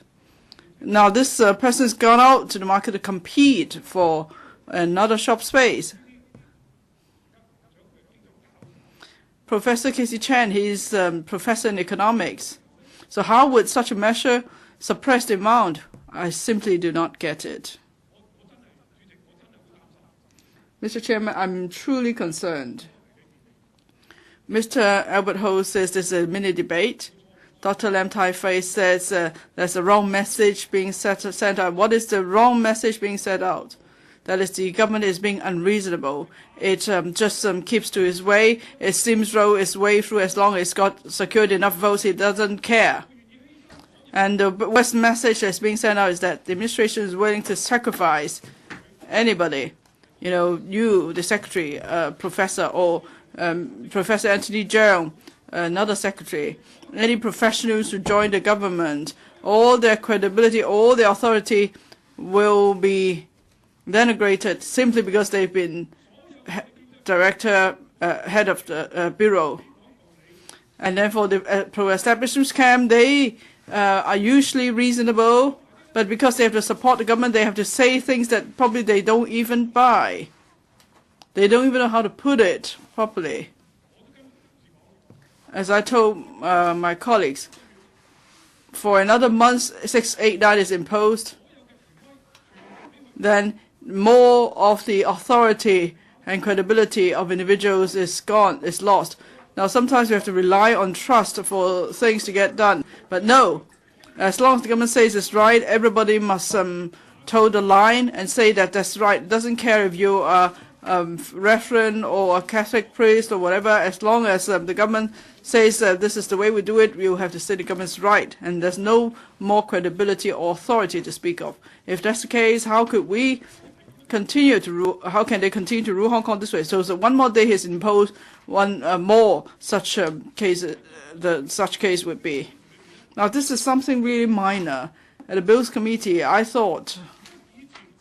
Now I'm not trying to reminisce over the old days, but to be very honest with you, in those days when the AO team was still reasonable, when the heads of bureau were still reasonable, they would have accepted this proposal in 2 seconds. But we had to talk about it several times. They had to go back and seek instructions, and then the secretary had to come himself to explain this, and then a financial secretary had to keep writing blocks. It's something so trivial, so stupid. We have to spend 3 hours on this debate. So all the logic, all the values we treasure, all the authority we have are all gone. I really feel sad. It's not about whether this amendment will get passed, but if that's the way Hong Kong is, we are in deep trouble. And I'll put a question to you, and that is the amendment moved by Mr. James Toh in, that is the first amendment, Mr. James Toh in Appendix 1A to my script, be passed. Will those in favour, please raise their hands. Mr. Lam Tai-fai claims the division. The division bell will be rung for 5 minutes.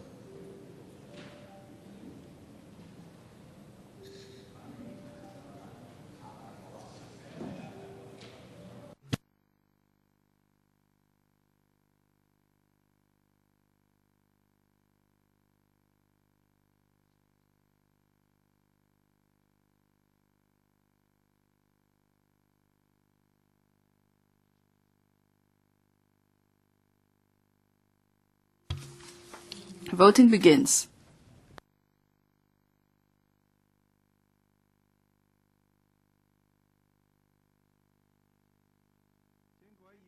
Members, please check your votes. If there are no questions, voting is closed. The results are displayed. Voting results from functional constituencies: 22 members present, 10 for, 10 against, 2 abstentions. From geographical constituencies: 29 members present, 15 for, 12 against, 1 abstention. The question is not agreed by a majority of each of the 2 groups of members present. I declare the amendments negatived. Clause 16, Section 16 is amended. The Secretary previously moved amendments to Clause 16. The amendment was passed by the committee. I now put the question to you, and that is, Clause 16 as amended stand part of the bill. Will those in favor please raise their hands?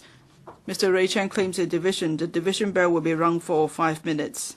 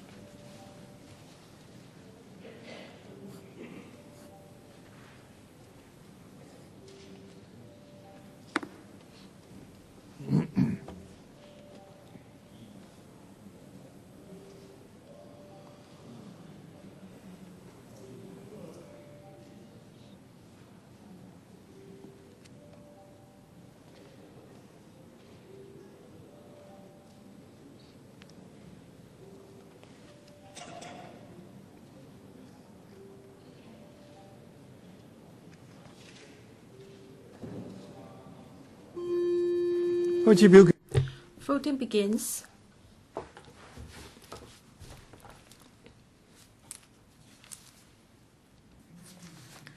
Members, please check your votes. If there are no questions, voting is closed.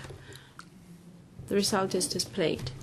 Results 50%, 45 yes, 4 no, no abstention. The question is agreed by majority of the members present. I declare the amendment passed. Mr. James Doe has given notice to move his second amendment set out in Appendix 1A of the script to amend Section 9. The Secretary for Transitional Services and Treasury has also given notice to move his fifth amendment to amend Section 9. Mr. James Doe's amendment relates to exemption from the doubled AVD for trustee or guardian acquiring or buying a property on behalf of a Hong Kong PR minor and mentally incapacitated person. The Secretary's amendment is a consequential one to the Stamp Duty Amendment Bill 2014. The committee will first vote on Mr. James To's second amendment. If Mr. To's second amendment is passed, the Secretary may not move his fifth amendment. Members may now conduct a joint debate on the original section and also the proposed amendments to the section. This is the fifth joint debate. I now first invite Mr. James Doe to speak and to move his amendment, and then invite the Secretary to speak, but he may not move amendment at this stage. Mr. James Doe, you may now move the second amendment. Chairman, I move that the second amendment set out in Appendix 1A of the script be passed to further amend Section 9. Chairman, this relates to minors and mentally incapacitated persons. I moved a similar amendment to the Amendment Bill 2012. The purpose is, theoretically speaking, there can be a possible abuse. For instance, I am a non-Hong Kong permanent resident. I want to purchase a property.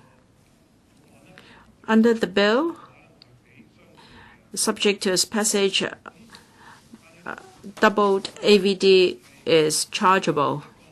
However, if I act on behalf of a minor or a mentally incapacitated person who is a Hong Kong PR, if I act as a trustee and acquire property on his behalf,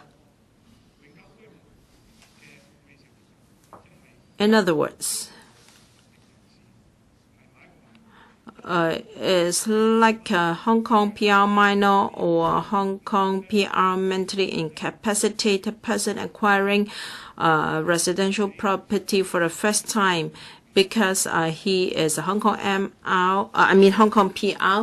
The doubled AVD is exempted. Of course, that would not apply to a non-residential property. Can it be possible that a non-Hong Kong PR come up with this idea? He can find somebody who knows, or perhaps he doesn't know, it doesn't matter, or someone who is a stranger, not related to him whatsoever. And if it is a mentally incapacitated person, well, he can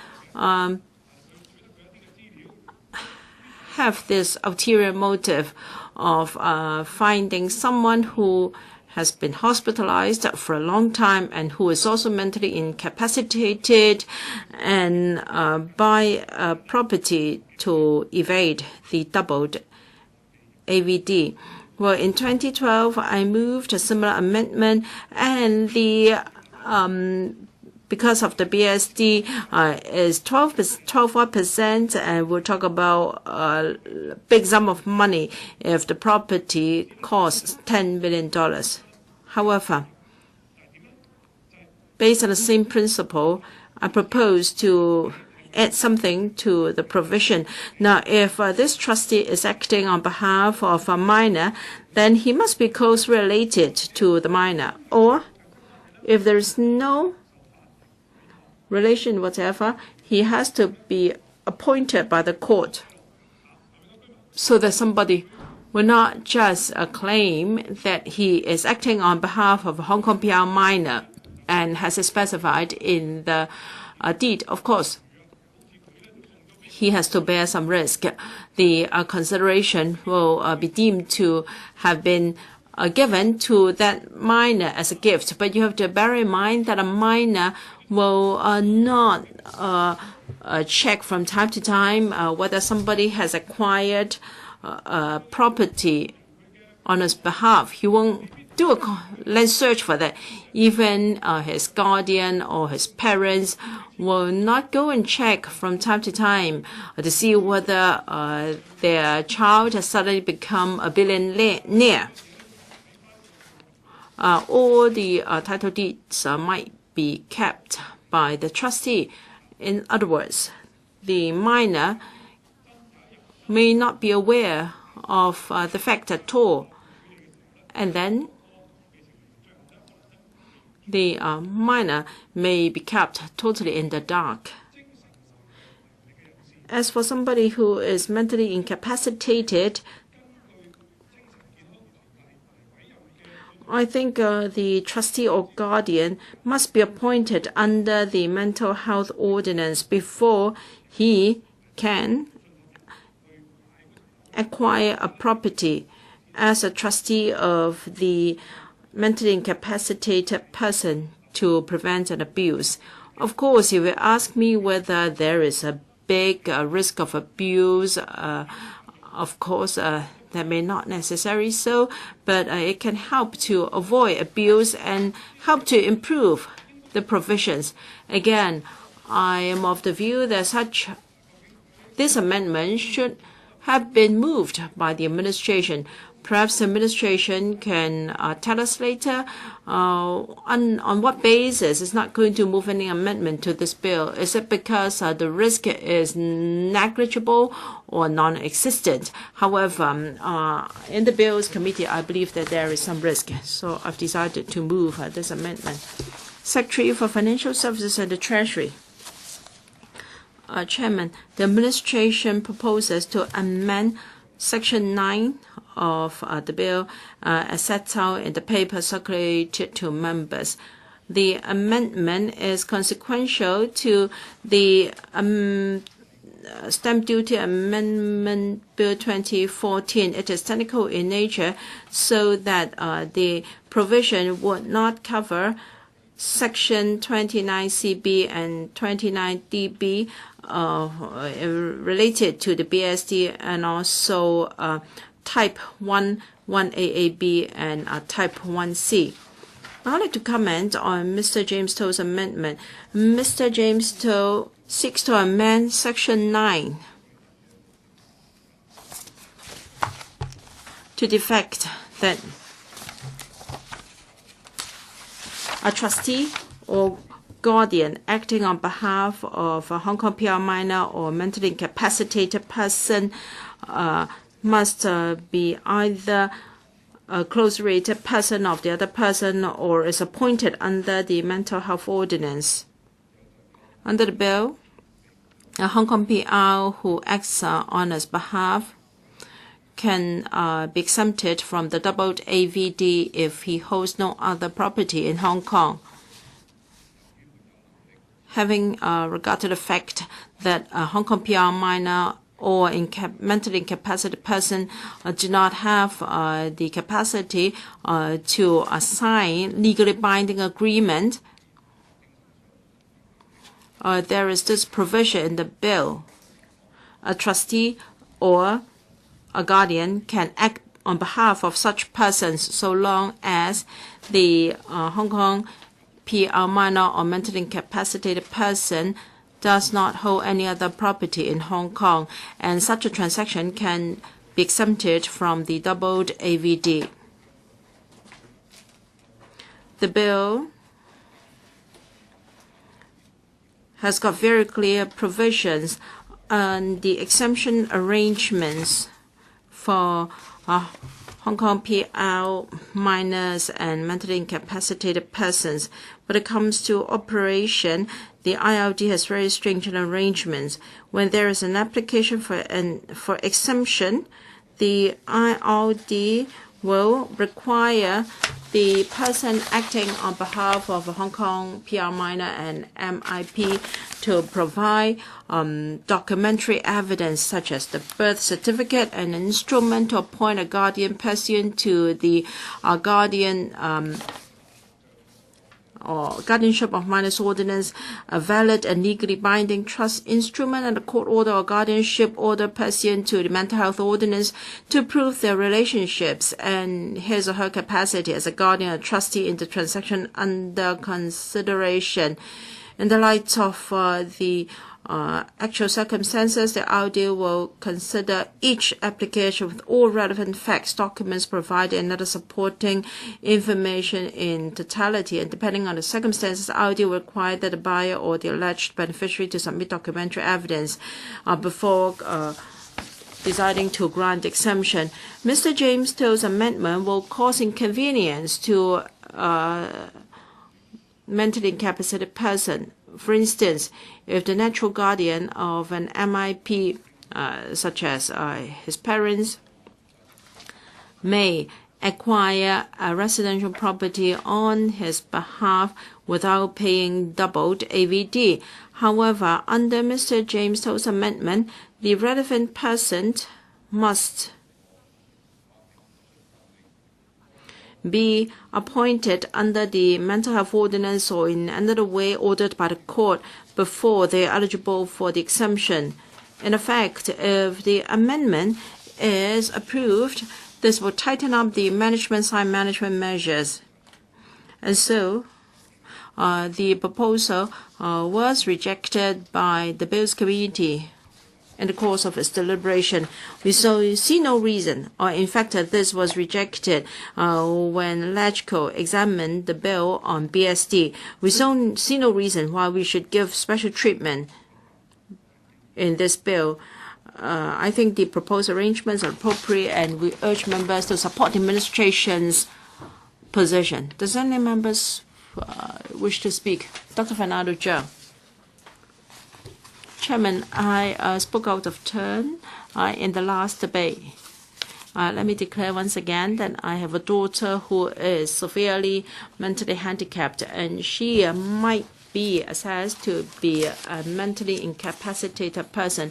I have no property in Hong Kong, so when I speak, I do not have any interest. Still, I wish to declare first. In fact, this amendment would affect people like myself. Parents who have mentally handicapped children or family members of mentally incapacitated persons may be affected. Sometimes we want to acquire a property or an asset to provide for the future of our kids. This amendment would affect people like us. According to the administration, for a minor, a close-related person acting on his behalf is exempted from doubled AVD. We welcome that. Mr. James To's amendment will help to prevent abuse, and I do agree with Mr. To in this regard. As regards how this can be possible, Mr. James To is saying that for a minor, the trustee must be a closely related person. And if the person is of age, then he has to be defined as a mentally incapacitated person. And the person acting on his behalf must be a properly appointed trustee or guardian. I agree with the spirit of such an arrangement, but I have to point out that the current systems would pose certain difficulties. the current guardianship arrangement is quite passive. Say, for example, if a parent may like to apply for a guardianship order, say, for example, if our children reach the age of 18, legally speaking, the child is an adult. We cannot assume that he or she is mentally incapacitated. When it appears that we need to make some arrangements, say, for example, transferring a property to his name so that when one day we pass away, he will have some assets to protect or safeguard the interest. Currently, the process is complicated and has become a headache for many parents. This is because for the guardianship board or for the guardianship order, I think the approach is a passive one. The board has 6 functions, and of course, financial management being one of them, or arrangements to receive welfare, residential arrangements, and medical decisions, etc. When it comes to financial arrangements, I think the function is limited. Generally speaking, we are talking about $13,000 a month, which is the median income. Under a guardianship order, if we would like to apply for an order from the guardianship board, I think the ceiling, that is the maximum amount of money we can use, will be $13,000. Given today's property prices, we can't use that small amount of money to buy a property, so the guardianship order would not help. Now, what happens now is that we have to apply to the court of first instance to appoint us as a trustee of his financial assets, or we work through the court and we have to engage a lawyer to set up a trust or a trust fund, so that and mind you, it is quite costly. Generally speaking, a lawyer would suggest that it would be a good idea to consider the setting up of a trust if we have assets worth more than $10 million. So, in other words, for a parent or for a family to have a mentally incapacitated member, we are caught in a dilemma. On one hand, we want to have some safeguards. On the other hand, it's very complicated. Even if we can set up a trust, even if temporarily we can get guardianship being granted, but then when we do pass away, the trust or the fact that we lose our guardian status, then we don't know who will manage the financial assets for our children, and we are not sure whether their livelihood will be safeguarded. In foreign countries, they have a public trust or they have a third-party monitoring system to make sure that the public trustee would continue to enforce the arrangements of the parents. So I think Mr. James Toe's amendment has urged us to consider the case of the mentally incapacitated. Such a mentally incapacitated person may own certain assets. I think there are inadequacies in the system for trust or guardianship. Now, if Mr. James Toe's CSA would give rise to problems like inconvenience to be caused to the family, but what about the spirit of Mr. James Toe's CSA? I think the spirit is right. We don't want to have any abuse. I think we should rightly be working through a court or the guardianship board, which is a statutory organization set up by the government, so that we can be satisfied about the relationship between the mentally incapacitated person and the trustee. I think the government should review the issues that I have highlighted, the entire system of guardianship order or the system of trust, so that such transactions involving mentally incapacitated persons will have the interests of such persons being safeguarded fully. Does any other member wish to speak? Mr. Chen Chi-chuen. Thank you, Mr. Chairman.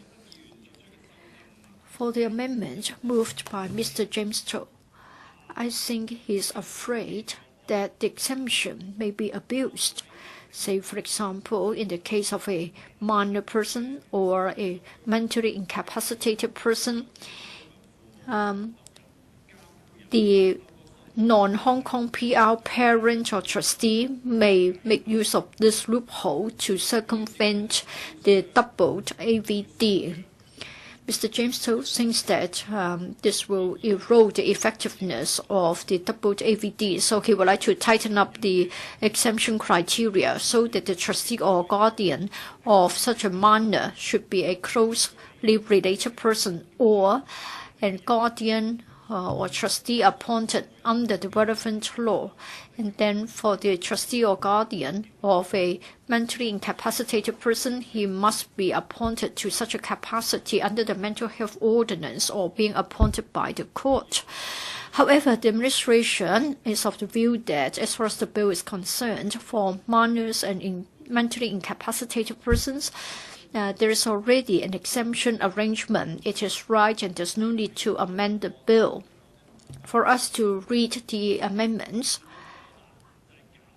I don't think we should just make a simple division, dividing the CSAs into tightening up the measures or weakening the measures. I don't really think that we can classify the amendment in such a simplistic way. I think Mr. James Chou just don't want the minors or the mentally incapacitated persons to be so easily abused. I don't think it will have any impact on the market, whether it will tighten up the measure or weaken the effectiveness of the measure. And I don't think it will send out a distorted message, jeopardizing the original objective of the bill. Now, the administration has said that we have already got a clear definition about Hong Kong minors or mentally incapacitated persons, and a similar CSA has already been vetoed in the earlier amendment to bring about the buyer's stamp duty regime. The administration simply dismissed the CSA on such a brief ground without actually rebutting the arguments put forward by Mr. James Chou. 29AH is being drafted very briefly. Anybody holding an instrument to prove that he is a trustee or guardian to act on behalf of a minor or mentally incapacitated person to buy a property, then the doubled AVD will be exempted. Such a requirement means that any person can become a trustee of a mentally incapacitated person. And therefore, such a trustee can abuse the mentally incapacitated person because such a person may not know that somebody has been appointed to such a capacity. This would jeopardize the interests of the mentally incapacitated person. According to James Chou's CSA, such a trustee or guardian should be a close person, or he should be formally appointed or appointed by the court before exemption can be claimed to be free from the doubled AVD. Indeed, this is intrusive, and it means that the trustees or guardians have to put in double efforts so as to get the exemption. Now, a closely related person has a narrow definition. You can't get your aunt or your cousin to be your trustee or guardian.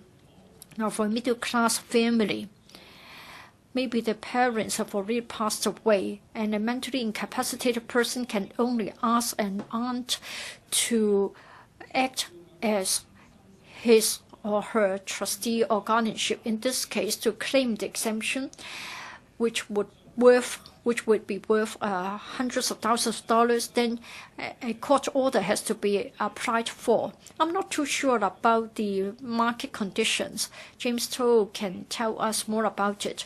What about the legal costs involved? Would it involve a lot of legal costs? And the dollar sign would be a question that we have to bear in mind. Would it be a complicated and cumbersome process, so that somebody who would like to help the mentally incapacitated person out of good intentions would be discouraged from doing so. Because you have to put up the money, you have to put up the time and effort to go through the process. Would it be too cumbersome that the prospective trustees would be discouraged? Now, according to the admin's paper, the trustee has to prepare yearly accounts, and when dealing with savings and investments, prior court order would be needed. Anything to do with the handling of the assets would have to be covered by the court order as well. So if we have a mentally incapacitated person and it is not a matter of a next of kin, and if you don't want to pay the doubled AVD, or if you want to get exemption, then you have to spend a lot of money. First of all, you need to be appointed through a court process. I'm afraid many middle-class families may not be willing to bear the extra legal costs and to go through the procedures. They may then give up the opportunity to be appointed as a trustee or a guardian of a mentally incapacitated person. Can we have something middle of the way? Can we get a department to vet and verify the status of such trustees or guardians, so that they don't need to go to the court, they don't have to pay the legal cost, so that the mentally incapacitated persons can acquire a property and be free from doubled AVD by asking a trustee to do it on their behalf? So I speak. Mr. Lee. Mr. Chairman, the DAB does not support James To's amendment. We don't think that the current arrangements will be abused. Therefore, we are not going to support his CSA.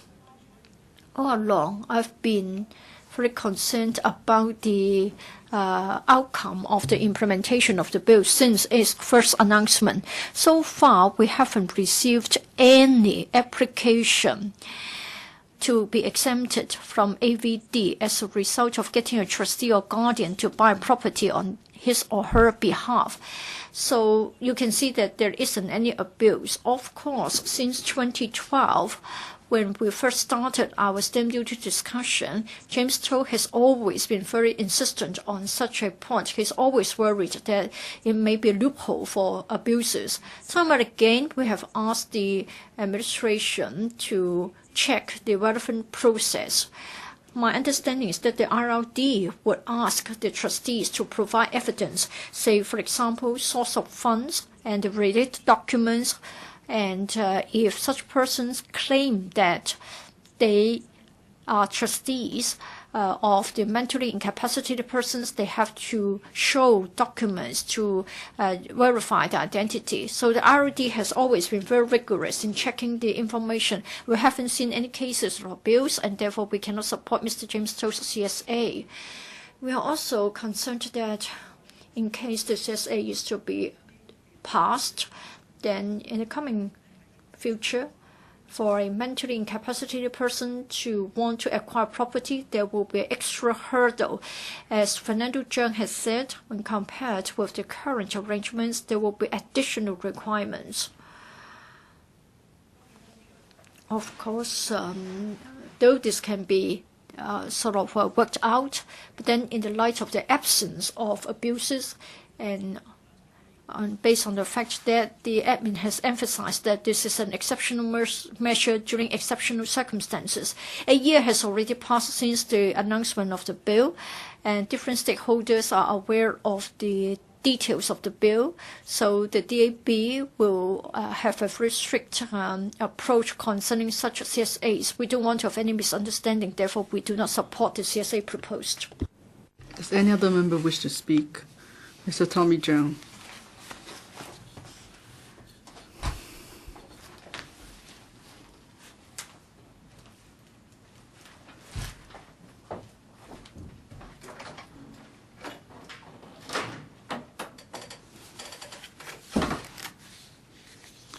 My apology, Mr. Chairman. I have to find my speech. Does any other member wish to speak? I'll speak later then. Does any other member wish to speak? Mr. Tommy CHEUNG, have you found your speech?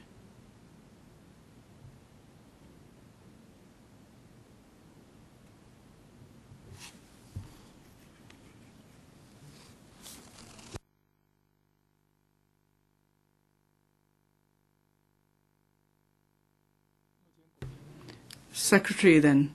Secretary, please.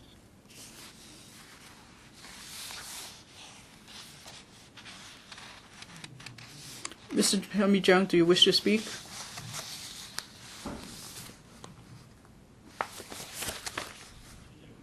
Mr. Chairman, my apology.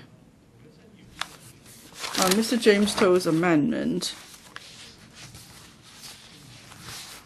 is about mentally incapacitated persons and minors, the conditions for someone to be their guardians, and his amendments to tighten the requirements so that there will be no abuse. In other words, he doesn't want these people to go through trust or guardianship and then avoid paying double stamp duty or DSD. The Liberal Party always says that we mustn't just regard everyone as a speculator because there are more genuine users than speculators in the market. So DSD should be a tool to target speculators, not users, end users. So for end users, then we have to be liberal with them. We should give them benefit of the doubt. We shouldn't be too stringent. I don't see much chance of abuse. Just now, Mr. Lee asked the administration, and so for many years there has not been such cases. Well, so that means it's not yet in the law. If someone wants to apply for exemption, then it cannot be done. Mr. Lee said, no, there wasn't the arrangement.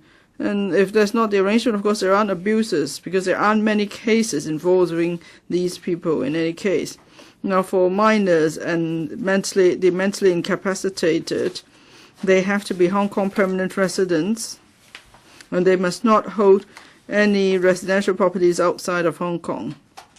I think very few speculators will take the risk to make use of this groups of people to evade stamp duty.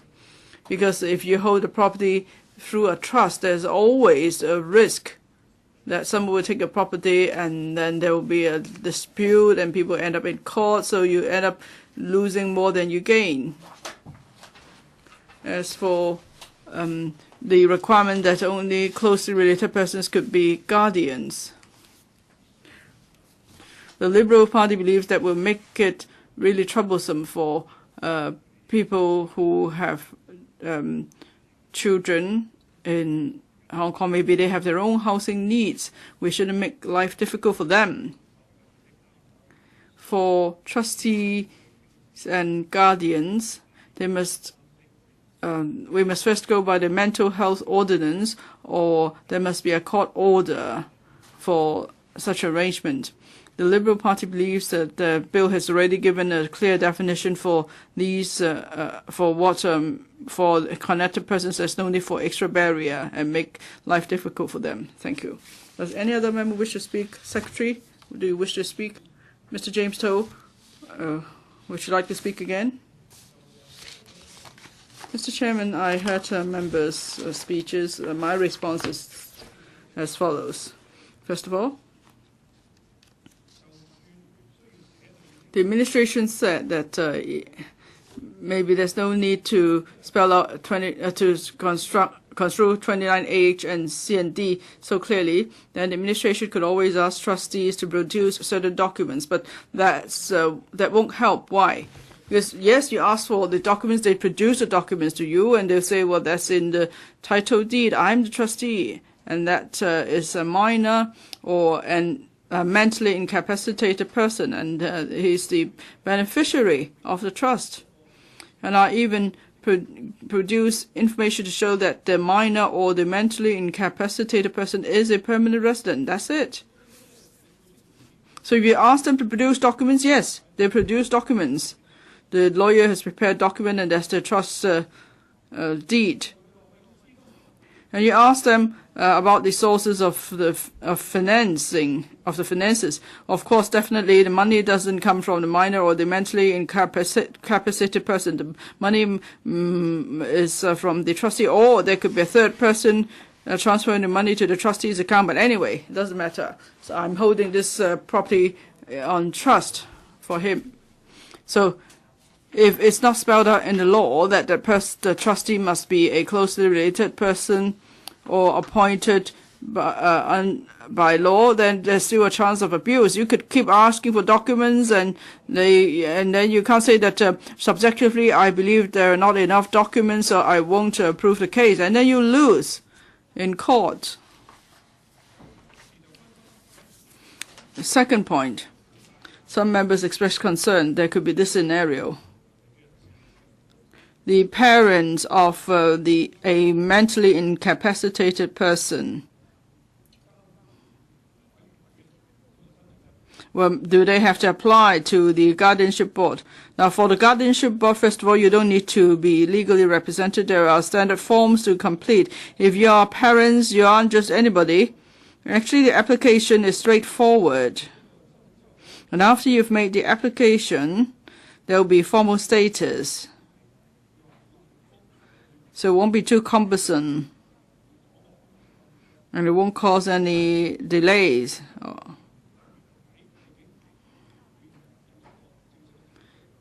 And then you want to see whether there should be a proper procedure to prevent abuse. That's on one end of the scale. On the other side of the scale, that is the parents need only go through a straightforward procedure to apply to the guardianship board. So where do we strike the balance between the two? I'll leave it to members to judge, of course. But then what if some say, well, it's been in place for a year or two, there's been no abuse, so there's no need for it. And some members might even say that, well, we should only make the amendment when there are abuses. But then bear this in mind, abuses could take place quickly. Let me give you an example. Oh, I think for the 2012 bill, I didn't move amendment, but I just raised this point. Let's say in the case of urban renewal authority redevelopment, someone tries to save the 10% or so of BSD. So he sets up a company to buy units that will eventually be acquired by the Urban Renewal Authority. Let's say it's several $1 million per unit. And then once there is a compulsory resumption, he's got this ticket to say that he's an aggrieved party. So he could save over $100 million in stamp duty. He only needs to pay several hundreds of thousands of dollars in stamp duty, and he could save over $100 million of BSD because he's the owner being, with his threats being acquisitioned. Now, some members say that there won't be abuse, but then the fact speaks louder than words. Someone has abused this arrangement. But of course, that bill has nothing to do with this secretary. It has to do with Professor Anthony Cheung. But because there is abuse, Professor Casey Chen should be worried about it. But I tell you, some have actually have actually done this, and he saved some $30 million in stamp duty. Now, would there be abuse? But of course, in the BSD is 50%. In this case, AVD is just 5% at most in terms of abuse. But then if the sum involved is huge, we have to guard against such abuse. If a member saying, well, let's deal with it when it happens, in that case, I'll respect your decision. But as a member, I see this loophole. And I can tell you, before this amendment, I saw the loophole involving the URA. I told them the administration did nothing, and then the administration missed out on several tens of millions of dollars of stamp duty. Of course, if you say it's just a temporary measure, we removed after some time, then it won't be a BSD, but that's going to stay. What about people who want to buy large properties, luxury properties? Why don't you just get a shelf company? They buy property for a few $1 million, and then they let them resume their unit, and then they will hold on to this certificate, which it has permanent validity. It doesn't say when I need to buy. I can take my time to hunt for my property. And because in that case, it's the company that's the aggrieved party. So this certificate could be transferred by selling the shareholding of the company. So these aggrieved companies, command a price. If someone wants to own this certificate for an aggrieved company, well, then this whole BSD arrangement would completely collapse. So we hope the administration will think this through carefully. I should have said so during the second reading debate, but since the Secretary is here, Secretary, please check for the URA case, where people get exemption for PSD, it will completely ruin your plan. On Mr. James To's amendment, before I propose it to you, may I remind members, if Mr. James To's amendment is passed, then the Secretary will not move his second amendment. So I now put a question to you, and that is, Mr. James To's amendment, second amendment, be passed. I now put it to a vote. Mr. Ray Chen claims the division. The division bell will be rung for 5 minutes.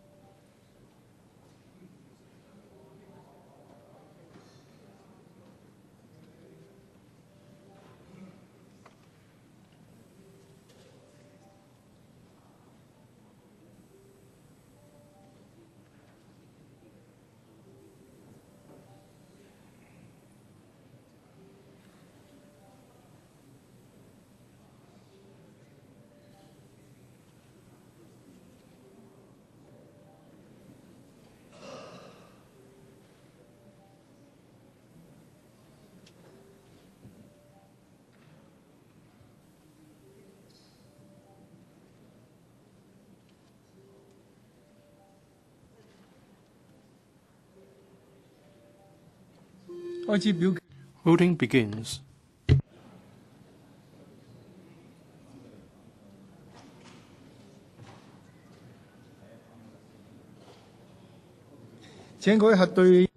Members, please check your votes.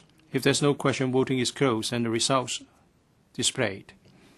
FC members, 25 present, 8 for, 14 against, 3 abstained.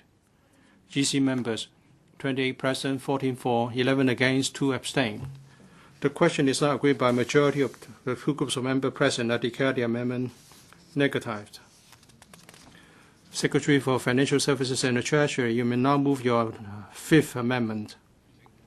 Chairman, I move my 5th amendment as set out in Annex IA of my speech so as to further amend Clause 9.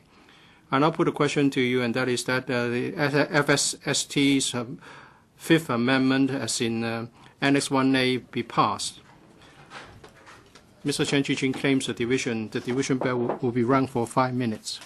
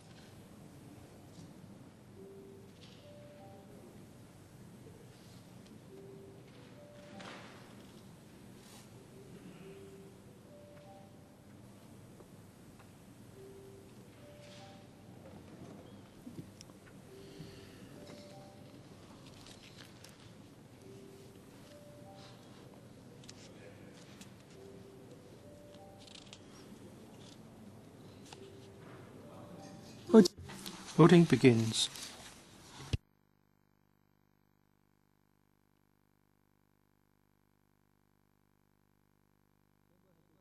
Please check your votes. If there's no question, voting is closed and the result displayed. Present 51, 44 for, 5 against, no abstention. The question is agreed by a majority of the 2 groups of members present. I declare the amendment passed. Clause 9 as amended, and I'll put a question to you, and that is that Clause 9 as amended stand part of the bill, and I'll put a question to you as stated. Mr. Chen Chi-chuen claims a division. The division bell will be rung for 5 minutes.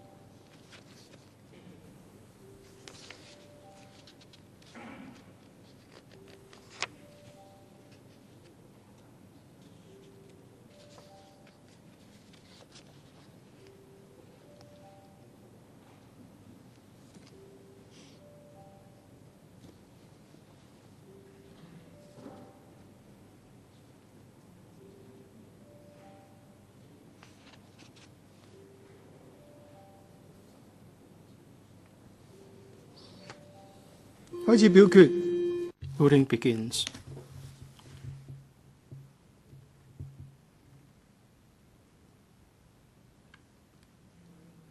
Members, please check your votes. If there's no question, voting is closed and the results display. 49 members present, 42 for, 6 against, no abstention. The question is agreed by a majority of members present. I declare the amendment passed. Mr. James Toh has given notice that he will move